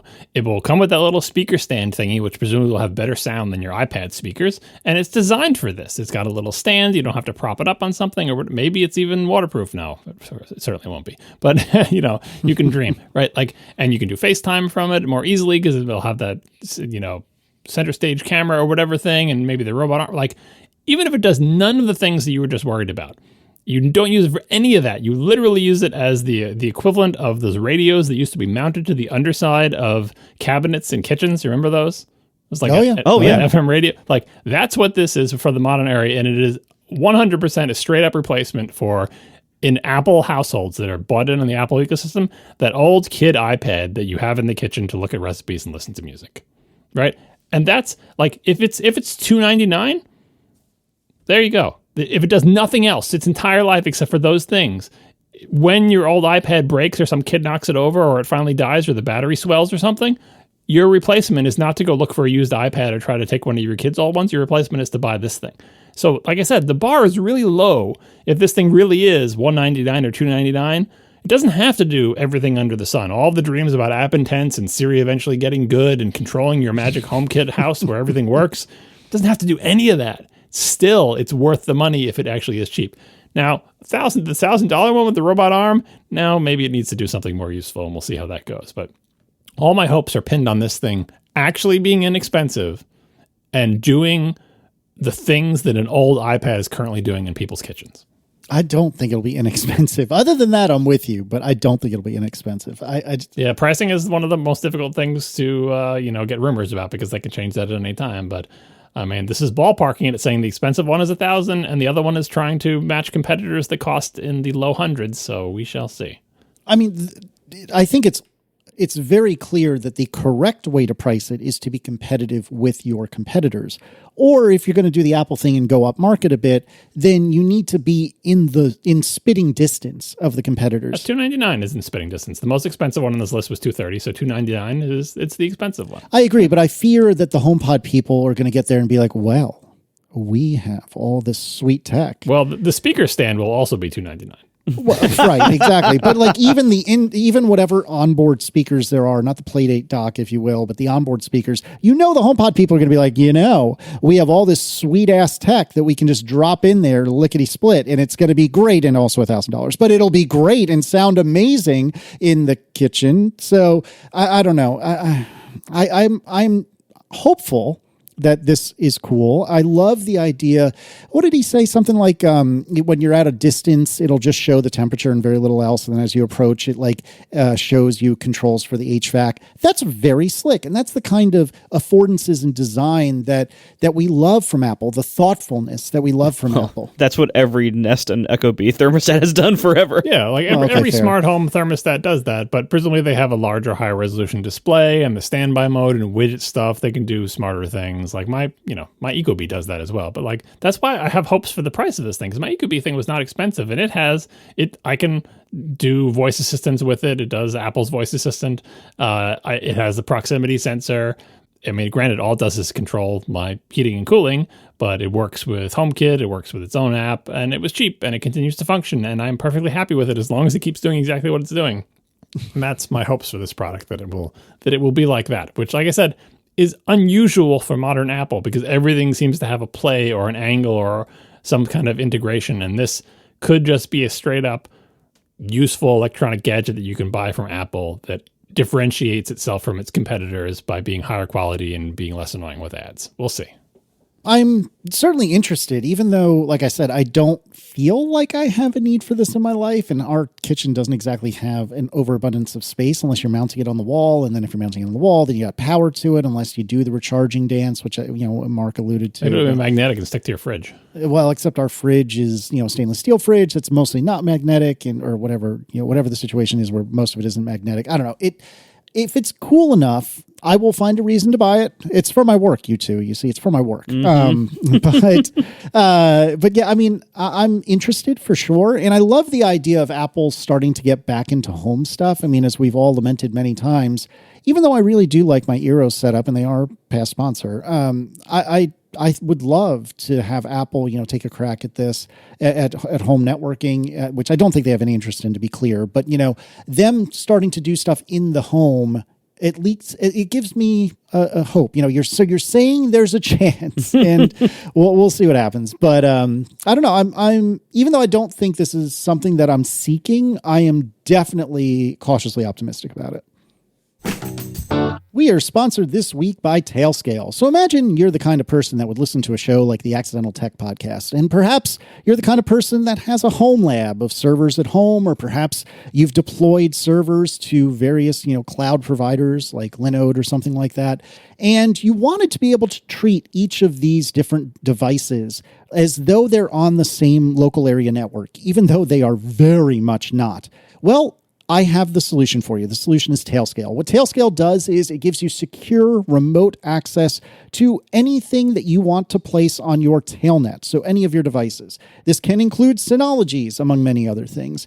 And it gives you an easy-to-deploy, zero-config, no-fuss way of connecting all of these devices. It's incredibly, incredibly cool. The way that Tailscale can punch little holes in firewalls is just bananas. They've written a whole big web page about it. You should check it out, even if you don't like Tailscale, because it's that cool. So again, Tailscale lets you treat all of your devices as though they're on the same LAN, even if you're not. If you have access to your stuff at home, but then you take your phone out of the house and suddenly you've lost access to your home lab, not anymore, baby, because you can install Tailscale across the board and make it work as though you're always on the same LAN. It is truly bananas. They can't pay me to tell you that this is, I think, my favorite tech discovery of 2024. It really, really is that amazing. So what should you do? You should do me a favor, but especially do yourself a favor, and go to tailscale.com/ATP, tailscale.com/ATP. Check out their personal plan. It is and always will be free. You can get up to 100 devices and 3 users for free. No credit card required. They don't try to upsell you aggressively. This company is seriously so chill and so cool. And I would not have any chill if I wrote this software, because it's that amazing. So go to tailscale.com/ATP and check it out today. Thank you to Tailscale for sponsoring the show. All right, you want to do some Ask ATP? We haven't done that in a few minutes, I feel like. We'll start with Andrew Slay, or maybe he's Andrew's Lay. Anyways, this person writes, we are all relieved that minimum RAM has been increased to 16 gigabytes across new Mac models. But we know this is tied to Apple Intelligence. As a potential purchaser, should I be concerned that half this RAM is quote-unquote spoken for by AI, and I will still need to upgrade further to get the 16 gigs to use myself? Or do I have the wrong mental model of how RAM works? It's funny this is brought up because I can't speak for how it works for artificial intelligence stuff, and maybe one of you can clue me in on this. But I feel like the thing that gives me even more pause is the quote unquote video RAM, because that's also shared. This seems to be and interrupt me when you're ready if I'm speaking, untruths, but I feel like we're sharing RAM between not only the system, not only Apple Intelligence, but also, video, the graphics card. And that is starting to get spread kind of thin. That being said, I don't think it's really spoken for in the way that Andrew Slay is thinking of. So what's the reality here? I always think about the unified memory architecture where there's no dedicated VRAM. I always think of that. Right, that's what I'm thinking of. When I hear people say that, well, you don't need more RAM on Apple Silicon because Apple Silicon uses less RAM than Intel for hand wave reasons. Right. It's like, no, you actually need more. Yeah. The source of that urban legend is essentially that the original Apple Silicon Macs were amazing. Their SSDs were fast, the CPU was fast, and they could get away with swapping in ways that these older, slower Intel Macs with older, slower SSDs and older, slower RAM could not. And so people started to believe that Apple Silicon Macs somehow need half the RAM of an Intel Mac. And it may be true that an Apple Silicon Mac with half the RAM could run circles around an Intel Mac, but it's not because there was anything magical about Apple Silicon that said, oh, it doesn't need RAM anymore. You still need RAM. Yeah, just everything else was so much faster that you would overall probably still be faster. Oh, you would absolutely be faster. And it's what made, because people ran benchmarks. They're like, how is this 8 gigabyte M1 MacBook Air beating this 32 gig Intel thing? It's because the Apple Silicon is amazing. The SSDs are fast. The RAM was fast. Everything. They were really good, but it doesn't mean you don't need RAM. But anyway, setting that aside, I wouldn't worry about Apple Intelligence stealing all of your RAM. First of all, most of the Apple Intelligence things that Apple has shipped and announced shouldn't be doing anything with your RAM if you're not using them.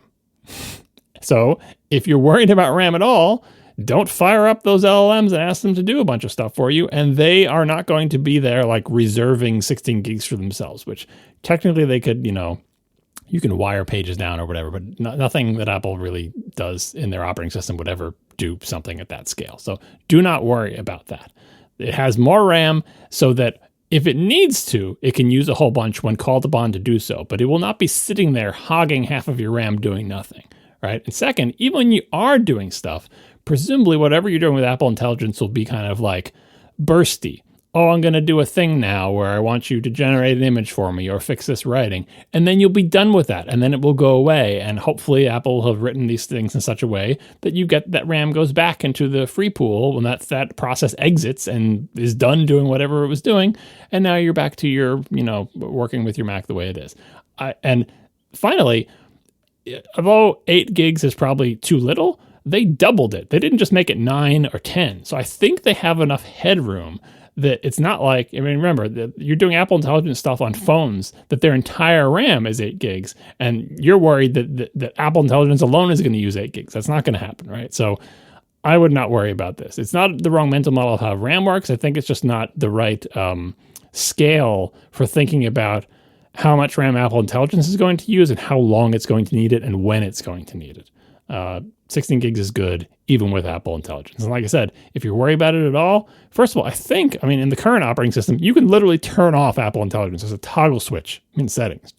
I don't know what that switch does, but it makes me think that it's like, look, if you don't want any of this stuff, you don't have to use it. And presumably that would save RAM. But even with that toggle switch on, if you don't call upon it to do anything, if you don't ask it to revise your writing, if you don't try to generate an image, if you don't ask it a question, it's not going to be taking up a lot of RAM. And you can convince yourself of that by booting any modern Apple Silicon Mac that has Apple Intelligence and just boot into the Finder and then pull up Activity Monitor and look how much RAM is being used and compare it to like the previous version of the operating system without Apple Intelligence. I don't think you're going to see a big difference. Henry Stivenin writes, what's blocking Apple from upgrading the studio display with the kind of backlight tech that the MacBook Pros have to enable HDR?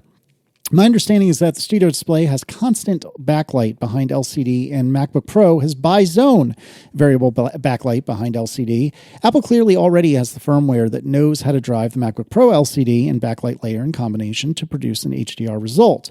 What's preventing Apple from putting a MacBook Pro style backlight and firmware in the studio display form factor at the studio display price point? I think you just answered your own question. Is the backlight plane hard to scale up despite TV scaling mini LED backlight to even larger sizes while staying less expensive than Pro Display XDR? Are the LCD layers substantially different in the two cases? And that's the hard/expensive part to scale up. Surely Apple wants the entire lineup to do HDR eventually. Why isn't Apple there yet with the Studio Display? Quick aside, which just made me think about this.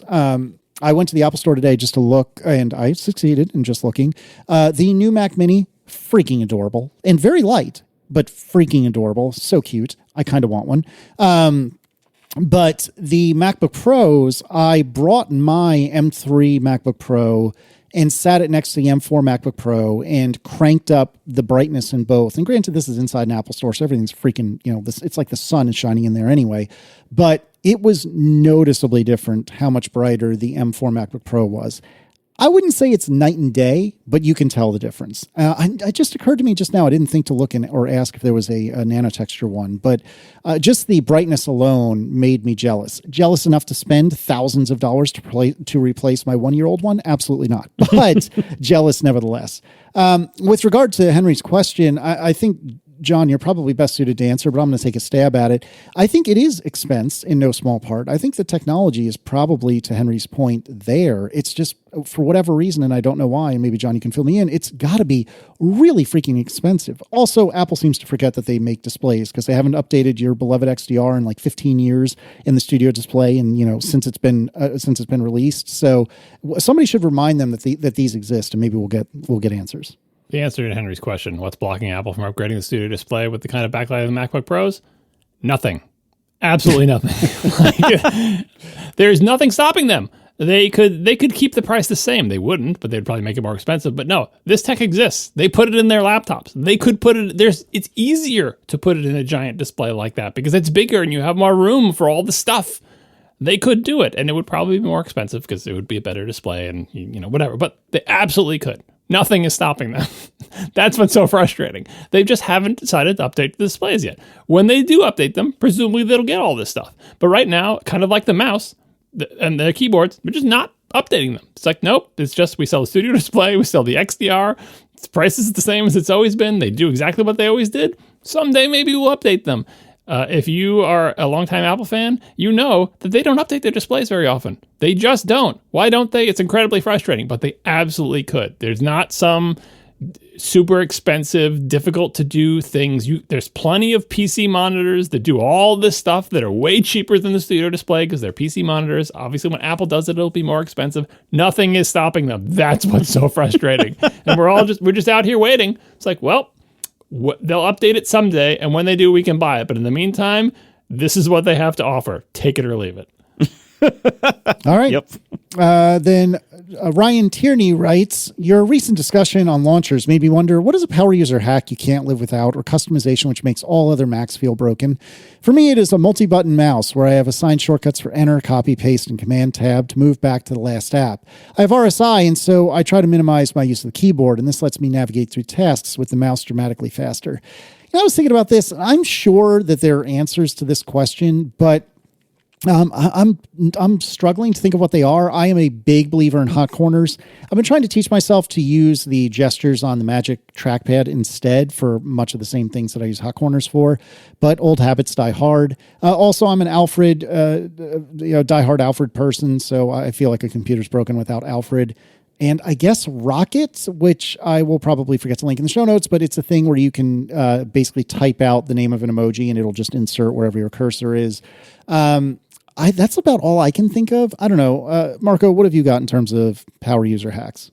I got the ones that trip me up the most when I'm on someone else's computer. There's two. The second worst one is the lack of a clipboard manager, because I will so often, because I've been using Launchbar's clipboard management for so many years now, so often I will treat the clipboard like a stack. If I need to copy and paste two different things into two different fields from one place to another, I will go to the first one, hit Command C. Then I'll go to the second one and hit Command C, because that will stack them up in the clipboard manager. Then when I go to the destination, I'll paste the first one. Then I'll use the key to invoke the clipboard manager to go down one and paste the second one. Well, if you don't have a clipboard manager, it works until you go to the second one, and then you're just like, oh, wait, this is just broken. Like, it's just gone. Like, the thing you copied before, now it's literally just gone because the other one overwrote it. So that is one thing that trips me up for sure. But the biggest thing, by far, that trips me up almost immediately upon using any other computer, during the original touch bar era, when the escape key was in the touch bar, I remapped escape to be the caps lock key. So when I use a Mac, when I want to hit escape, I hit caps lock. You can do this. You don't need a third-party app to do this. You can do this right in the keyboard. It's called the modifier keys section in settings. Now, when I go to any other computer, I constantly hit caps lock instead of hitting escape. Nothing trips me up faster than that. And I suppose I could train myself back to the escape key. I just haven't had a reason to yet, and it's so much faster to have your pinky right there hitting that key than reaching up to the escape key. Like, it's much better. Like, if you don't have a good use for caps lock, map it to something that you use a lot. It's really nice until you use someone else's computer, but until that moment, it's really nice, and escape is a good one. Yeah, speaking of remapping that key, I understand why you arrived at escape, but I always kind of like the fact that escape is in the upper left because it's kind of like the escapiest place on the keyboard, like at a corner. You know what I mean? Back when I was in college, I believe it was Sun, the Sun branded keyboards that came with your Sun computer had control where cap locks is. Just like it was literally, that was the control key on the keyboard. If you do anything with control a lot, like Unix or you're doing Emacs stuff, setting aside the meta key, just having control where cap locks is, that was so convenient and so natural that I really got used to that for a while. But, then I stopped using Sun computers and didn't bother remapping. And a lot of people do it to this day on Macs. Like Marco said, it's built into the operating system. You can go to system settings and remap cap locks to be control and live my life from the 90s with Sun keyboards that had a control key over there. It's really nice. It's much more comfortable than reaching the control key. It's less important on Macs. This is one of the things I love about Macs that I do not understand why people don't appreciate more. I don't hear more people praising it. For people who are into Unix, Mac uses a command and to a lesser extent Option for its keyboard shortcuts. Copy is Command C, paste is Command V. The command key is right next to the space bar. It's great. That leaves control essentially free for all the Unix stuff. So all of these people who are using Windows and like, oh, how do I copy in my terminal emulator without sending Control C? We don't have to worry about that. It's such a clean separation. It's so beautiful. It's one of those things that you can't fix once it's broken, like in Windows. Like, they have all these hacks about like setting your settings so when you hit Control C, it knows when it's copy versus it knows when it's sending sig into your thing. Like, it's just such a hassle that we just don't have to deal with, and I love it, right? But anyway, if you do use Control a lot, not having Control way down in one of those escapey corners of the keyboard, it's nice to have it on cap locks. That said, I don't remap my keys. I think part of it has to do with me using Apple Extended Keyboard for a long time, Apple Extended Keyboard 2. That cap locks key was the old style cap locks key that stuck down. You'd go click and it would stick halfway down. And you click it and it would pop up. You can't really map that to Control. Physically speaking, it's not going to work the way you want it to. So I guess I got into that habit for a while as well. My answers to this question of things that I can't live without, Marco got one of them. I think probably Clipboard Manager is my number one because I do exactly the same thing. And I've lost data that way. Like I've copied something and then it's just like scrolled away or closed the tab or whatever. And then I've copied something else and then I've gone to paste and realized, oh, that first thing I copied, it's gone forever.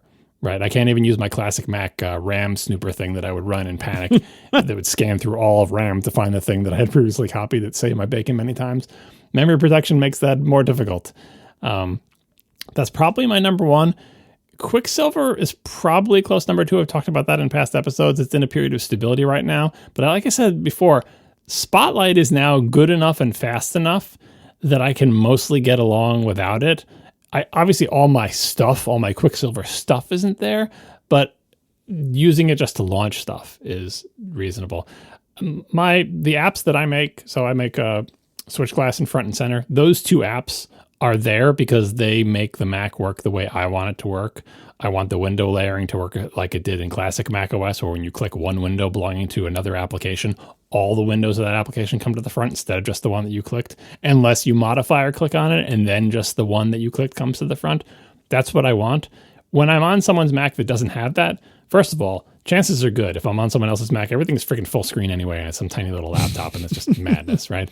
Like even my son, the way my son uses a computer, because like he didn't really use computers at all. He was just an iPad kid until he got his laptop for like high school and college. And because it's a tiny laptop screen, he does everything full screen. He uses spaces. He 3-finger swipes between them. That's how he uses a computer. He finds it very efficient. Every time I have to do something on his computer, I pull everything out of full screen so I can get any work done and see more than one window at a time. And he thinks it's madness. And I think what he's doing is madness. And I try to tell him, this is fine when you're on a 14-inch laptop, but someday, if you're lucky, you'll have a really big screen. And if you make all your apps full screen, it's inefficient. But we'll see how that goes. Someday, if you do all your homework and brush your teeth every day, you'll have a big screen like me. You can get a real monitor instead of looking at the world through this tiny porthole. Because he went from an iPad to a laptop that was similar size to the iPad screen. You know what I mean? So kind of makes sense. But yeah, front and center and switch glass. I literally wrote those apps not because they were going to make me tons of money, and they absolutely did not, but because I want them to be on my computer. Because previously I was using DragThing for both those functions. DragThing did a bunch of stuff, more stuff as well, but James Thompson stopped making DragThing, so I had to replace it. And it's not like I can't live without those things, and they're not really hacks, because the front and center thing, some people don't even want unless you're a real old school Mac user, although I still think it's useful. Even if you just run it in modern mode, where it by default it works the normal way, having a modifier click to pull all the windows forward instead of having to go into the dock icon is actually kind of cool. But anyway, that is an invisible thing that runs in the background that it's not that I can't live without it. I wouldn't want to live without it on my Mac. If I'm on someone else's, I know I'm on someone else's, I can deal with it. And then switch glass is even more narrow. It's like, why you have a list of running applications somewhere else on your screen? That's what the dock is for. There's your running applications. Why in the world would you do that? Well, I've always wanted them to be in the upper right. I wish I didn't have to use the dock at all. I wish my app could do everything the dock does, but Apple does not provide APIs for that, especially for an app that's going to be in the Mac App Store. So I have to run the dock and switch glass. But switch glass lets me pick the order things are in, just like kind of like the dock does, but in a more regimented way. And switch glass lets me change its position and appearance and do all sorts of it's redundant. I get it's redundant, but it's old habits die hard. And I wouldn't want to use my Mac without those things. But when I go to someone else's computer, I know they're not going to be there. I understand how the computer works the other way. It's not as sort of like Marco with the escape key, or like both of us with the copy and paste. That's the type of thing where you don't think about it until you've fallen into the trap, till you've hit the wrong key, till you've lost data because you copied and pasted. That doesn't happen with those two, but I guess that's my answers is Clipboard Manager, Quicksilver, and then the two apps that I wrote to make myself feel good on a Mac. All right, thank you to our sponsors this week, Tailscale and DeleteMe. And thank you to our members who support us directly. You can join us at atp.fm/join. Members get ATP Overtime, a bonus topic every week, among other things. This week in ATP Overtime, we're going to be talking about, a listener, Patrick, asked us, why do we hope the Vision Pro succeeds? That we had mentioned that, we hope it succeeds. Why do we hope it succeeds? That's going to be this week's overtime topic. Thank you for listening, everybody. You can join us, atp.fm/join, if you want to hear that, and many other benefits. And thank you. We will talk to you next week. Now the show is over. They didn't even mean to begin, 'cause it was accidental. Oh, it was accidental. John didn't do any research. Marco and Casey wouldn't let him, 'cause it was accidental. Oh, it was accidental. And you can find the show notes at atp.fm. And if you're into Mastodon, you can follow them at CASEYLISS. So that's Casey Liss, MARCOARMENT, Marco Arment, SIRAC, USA Syracuse. It's accidental. They didn't mean to. Accidental. Tech podcast so long. I did finally set up my Mac Mini. So the news broke over the last few days. There's apparently this big Synology security problem that had like some 0 day that you have to like everyone's like, oh, go update your Synologies really fast because there's some big 0 day thing in one of their packages or something. Do you know anything about that, Casey? Because when I saw that message, I went and looked at my Synology and it said, oh, I'm all up to date because I have my thing set to run auto updates. I'm assuming I'm fine? No, you're not. So I've only dug into this the teeniest littlest bit, and if you are a owner of a Synology, please double check all of my math on this because I might be steering you wrong by accident. But with that caveat aside and disclaimer aside, my understanding is there was some sort of conference. I couldn't tell you what specifically it was, but there was some sort of conference that happened in the last week or two where some of the attendees announced or perhaps discovered some 0 day exploits. I think one of them was real bad with regard to Synology Photos, which is not something I use, but there have been a couple others. I think one was with Synology Drive, which I swear by. This is how I use Dropbox without having Dropbox natively installed on literally anything that I own. And then I think that the DSM, their basic operating system, if you will, also had a vulnerability. And I think as we were sitting down to record, the DSM update might have been released, but the email that we all got was, hey, FYI, there's some bad stuff out there. We haven't fixed all of it yet. And in fact, I think when that email was sent, because I got it as well, none of them were fixed. And then I believe shortly, like within hours of that email, my Synology Drive software wanted to be updated. And allegedly, although I have not checked, there's, I think, a new DSM update waiting for me. And presumably you, if you wanted to grab it immediately. My understanding is it is pretty bad, the security vulnerabilities. But the good news is, as far as we know, they haven't really been in the wild, but for a few days, and I think that they were patched, as quickly as can be reasonably expected. So I guess my thing will auto update while I sleep. My Synology is not exposed to the internet, so I'm not too worried about it. Fair enough. But anyways, Marco, you're starting to say you're setting up your beloved Mac Mini. Basically, over the last few years, like when I moved to the beach, I had the old Synology at the old house, the old 1813 Plus that was running forever. I had that, hosting a bunch of stuff for me, but I had mostly, if listeners from a long time ago will recall, I had gotten into iSCSI for this purpose. Because the problem I was trying to solve back then was I had what was ending up being like, 10 or 12 terabytes of archive storage. I wanted Backblaze to back it up. And the only way to do that without, you can do Backblaze B2 storage. That's like their block storage where you just pay per gig that you use, and it's way cheaper than S3. So that is an option. You can back up a lot of data to Backblaze B2 for not that much money. And there's a built-in app on the Synology to do exactly that. But what I wanted was, and I don't even know if that option existed when I first started doing this, but basically, instead, you could, if you had an iSCSI driver for the Mac, you could treat the Synology just as a giant iSCSI drive and have like a Mac Mini or some other Mac hosting the iSCSI driver for that. And then Backblaze would see it just as a connected drive to the Mac and back it up with a regular Backblaze plan for unlimited space. So that if you had a lot of terabytes of data to back up, that was way cheaper per month and honestly way better than trying to use B2 with some third-party backup solution. So forever ago, I had this old Mac Mini, this 2014 base model Mac Mini. I had it since it was reasonably new, and so around 2014, for various utility functions here and there. I ran Plex on it and stuff like that. And so I used that to basically host my archive storage. When I moved to the beach, that I didn't want to bring that whole big setup, and I wasn't sure how long I was going to be there, and so I still needed some archive storage and some like local time machine server functionality, and so I got a tiny Synology, the 4-bay, it's like the DS420J, I think. It was something that ends in J and has 4 bays, and it was a pretty low-end model. That Synology has been incredibly unreliable. It would just fall off the network sometimes. It would have to be rebooted frequently for access. It would just disappear. It was just really unreliable, and I couldn't really figure out why. And honestly, it's not my job to figure out why. My job is to do other things that like make me money and stuff. And the last thing I would want to deal with is this, flaky few $100 Synology. Like I don't have time for that. So I decided I'm going to now that I'm not living at the beach anymore. I had in my office an ancient Synology full of like 4 terabyte hard drives taking up half my closet.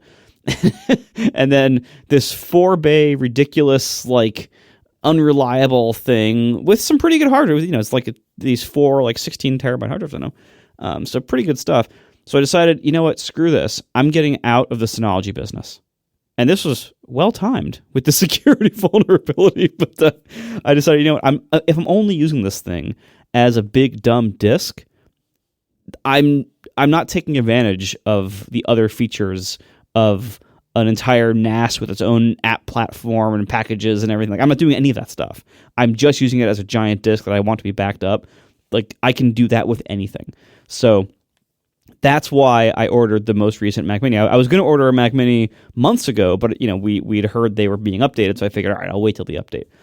So now I have brand new Mac Mini that is almost the base model, just with a 10 gig Ethernet and the 512 update, because I can't buy 256. I can't let myself do it because I've done that and regretted it every time I have done that. Pretty soon, maybe that won't fit the operating system. So good call. Yeah, exactly. So anyway, now I have that, and I have decommissioned and actually recycled both Synologies. Because nobody wanted them. For the record, before anyone jumps on your back, you had very graciously offered to ship either or both to me, and the 1813, it is heavy. That would have been very expensive to ship to me, even if you had taken out all the drives, which I don't think you would have. It would have been over $100 to ship. Yeah. And like, am I going to ship you? I'm going to pay over $100 to ship you a 11-year-old Synology that you don't need. Exactly. That's not worth any shipping. So you did offer, which was very kind of you, and I just, as much as I wanted to take you up on it, I couldn't find a reason for either of them. I've already got a secondary Synology deployed to my parents for backup purposes. I don't need more than one in the house. So before anyone jumps on you, you passed the friend code, the friend test, and you did offer. I couldn't bring myself to do it. Didn't offer them to me. You were in the same chat room. You didn't say anything. I know. I'm just saying that I wasn't offered them. I saved you from them. That's probably. I mean, true. I already have the exact one that you just got rid of. So I mean, it's not right. Like I exactly. need another one, but just FYI. Well, actually, if I had known that you had 16 terabyte hard drives in one of them, that's what I want. Well, no, that's true. I kept the hard drives. Well, I know those weren't offered to anybody. Right, because what I ordered instead was just a four drive Thunderbolt disk enclosure from OWC, like one of their kind of mid-range ones. And so now I have disks that are directly plugged into the Mac Mini through that enclosure. I'm using just software RAID 1 with 2 pairs, because Mac OS has built-in support for software RAID 0 and RAID 1. If you want to do fancier things like RAID 5, you got to use third-party stuff. But built into the Mac, you have RAID 0 and RAID 1. So I did 2 RAID 1 pairs, 4-disk bay thing, nice and easy, and it's running and it's backing up to Backblaze. It's almost done already. It's doing great. It's serving files to my network. I haven't enabled Time Machine server yet. I got to go do that. But otherwise, it's nice that, and by the way, for the record, I'm no longer using one of those little dummy HDMI dongles that you have to plug into its butt to make it boot before. The new ones don't need that anymore. Yeah, I didn't know that, but I can't remember who it was, but somebody had said recently that I believe any of the Apple Silicon Macs do not need them. Here again, check my math on that. I'm not 100% sure, but that is what I believe to be the case. Yeah, because and that was a little unknown to me at first because I had the M1 Mac Mini briefly serving a role like this at the beach, and that one I had problems getting that one to boot headless. But for some reason, I guess those were resolved since the M1 era. So the M4 one boots just fine and doesn't need a keyboard or a mouse or anything plugged in. It just boots up and it's nice and easy. Maybe it's a software improvement. Who knows? Speaking of Mac Minis and booting and external storage, I meant to mention this when we were talking about the person's question about like how do I deal with a Mac Mini that doesn't have a lot of internal storage and I have external storage. Should I boot from the external drive as a way to sort of solve the problem of the bifurcation? First, we should have emphasized that is, if you want to do that and just forego the internal drive entirely and boot from it, that solves a lot of the problems we were talking about with like apps that don't want their stuff to be on the boot drive because you just make the external one the boot drive. But second, I want to emphasize that Apple Silicon Macs cannot boot from external drives in the way that you think they can. As in, if the internal hard drive dies, you can't boot from an external one, which may not make any sense to you because you're like, what do you mean? That's the whole point. I'm booting from the external drive. I don't care if the internal drive is torn out. It should be fine. But the way the security architecture works on all Apple Silicon Macs is they essentially always boot from the internal drive. They just stop during the boot process once they've booted a substantial amount, and they say, oh, you wanted to boot from that drive. Okay, I'll chuck you over there. And it does a bunch of stuff behind the scenes in a secure way, blah, blah, blah. It's a security feature. It's not Apple being mean. From your perspective, it just basically looks like, oh, I can boot from an external drive. But be aware that you are always relying on the internal storage functioning and having an operating system on it that works. So if your internal SSD goes bad, you can no longer boot that Mac that you thought you were, quote unquote, booting from an external drive. So please keep that in mind. Yeah. Anyway, that's my Mac Mini story. So far, it's just working just fine. Like I installed it in my garage and the most exterior wall possible. Oh, there we go. Oh, gracious. So just mostly for John. Started in his garage. He punched a hole in the roof to let the rain fall through onto it. Well, it has to keep itself cool somehow. Yeah. So do you use like screen sharing to mess with it if you ever do need to mess with it? Yeah, it's great. I have it open right now. When you do that, what does it do for the screen resolution, considering there's nothing attached to it? I believe it's 1080. Hold on, give me a moment. I'll report back. I mean, I suppose you could go into it and then just go to display settings and change that, and it will just remember that its non-existent monitor should be 4K or whatever. Yeah, 19. So right now it's 1080 by default, but can I change it? No. Go to displays. And by the way, when you do screen sharing, I'm assuming you just type command space SCRE and it just worked. But keep in mind that the screen sharing app is not in the application folder or the utility folder on macOS these days. I think it's in like System Library Core Services or whatever, which is annoying, but I think that's where it is. No, usually I go in a Finder sidebar. I go to the network location. It's on my Mac Mini right there. And I just click the share screen button from that. Anyway, there is. I don't know. Actually, it is in utilities. Sorry, I take that back. I think it used to be in core services, but now it is in applications/utilities/screen sharing app. It's the same app that launches when you do the thing that Marco just described, or when you just do open URL vnc:// or whatever. Like, there's a million different ways to do it. But anyway, so you changed res. What does it do? No, so it turns out you can't. And I remember Paul Haddad actually had posted about this the other day as well. That if you do plug in one of those dummy HDMI adapters, that enables more resolutions, I believe up to 4K. By default, it does 1080p, 1x, that's it. But it depends on what you're using this for. Like for my purposes of just administering a computer that's acting as a disk server mostly, that's totally fine. That's kind of weird, though. Like when they solved the problem of not needing the dongle, it's strange that they just didn't let you pick whatever the heck resolution you want. It's not like that thing will be breaking a sweat to just have a little bit larger, higher resolution display. But whatever. Hopefully you never even need to do that screen sharing. It just sits there in your garage with water dripping onto it, doing its job. Exactly. Freezing cold in the winter, hot in the summer. Your heat pump water heater. Stealing all of its heat. Whatever it's doing. I don't know what's going on in your garage, but it's semi-outdoors. That should be the name of your electronics channel. Marco Arment, semi-outdoors. It teaches you how to take things that aren't meant to be outdoors and kind of sort of almost put them outdoors. In all fairness, that 13-year or 12-year-old or whatever, 11-year-old Synology operated in a garage for its entire life. And it was, not only was the Synology perfectly fine and 100% reliable, I didn't even lose a single hard drive that entire time. Yeah, mine is still running right now. It's the last. Well, it's not the last one standing. I guess it is the last one standing with the original hard drives. My 2013, more than 10-year-old Synology, all the original drives that were put in there in 2013, every single one of them is spinning as we record this. Mine has been indoors his whole life. So I guess, Marco, you provided an excellent home for spiders and other bugs for over a decade. That was nice of you. Whatever mice are living inside there, whatever kingdom they've created for themselves, it hasn't bothered the Synology. Oh, my. Remind me before we leave this topic behind, what Mac Mini did you get? I think we covered this, but one more time. Base model plus 10 gig Ethernet and 512. So not a Pro or anything like that, just the M4 plain? Yeah, I actually do intend to do some like overcast processing tests on this. So I have some ideas on maybe how to do transcripts with overcast. And it's the fastest single core CPU in your house now. It is, honestly, it really is. I'm not really near any upgrade cycles for my other Macs. Like my Macs right now are my M3 Max MacBook Pro and my M2 MacBook Air, and both of those are great and fine. And I don't think I'll be updating either one of them anytime very soon. I'm probably going to do every 2 years on the MacBook Pro, so that would be I'd do the M5 generation on that. And the MacBook Air kind of as needed. Let's just all savor Marco saying the phrase upgrade cycle and applying it to himself. Let's just savor that for a moment. As if that's a thing. As if there's some kind of cycle that he adheres to for upgrades. Well, for my main beefed up Mac, I actually do. So I had the M1 Max MacBook Pro. I skipped the M2 generation. I got the M3. You had the M1 MacBook Air first, right? Yes. But when the Pros came out, I upgraded to the Pro, and it was great. Then I got the M3. I skipped the M2, got the M3. Now I'm skipping the M4, and I'll probably get the M5. All right, we'll see.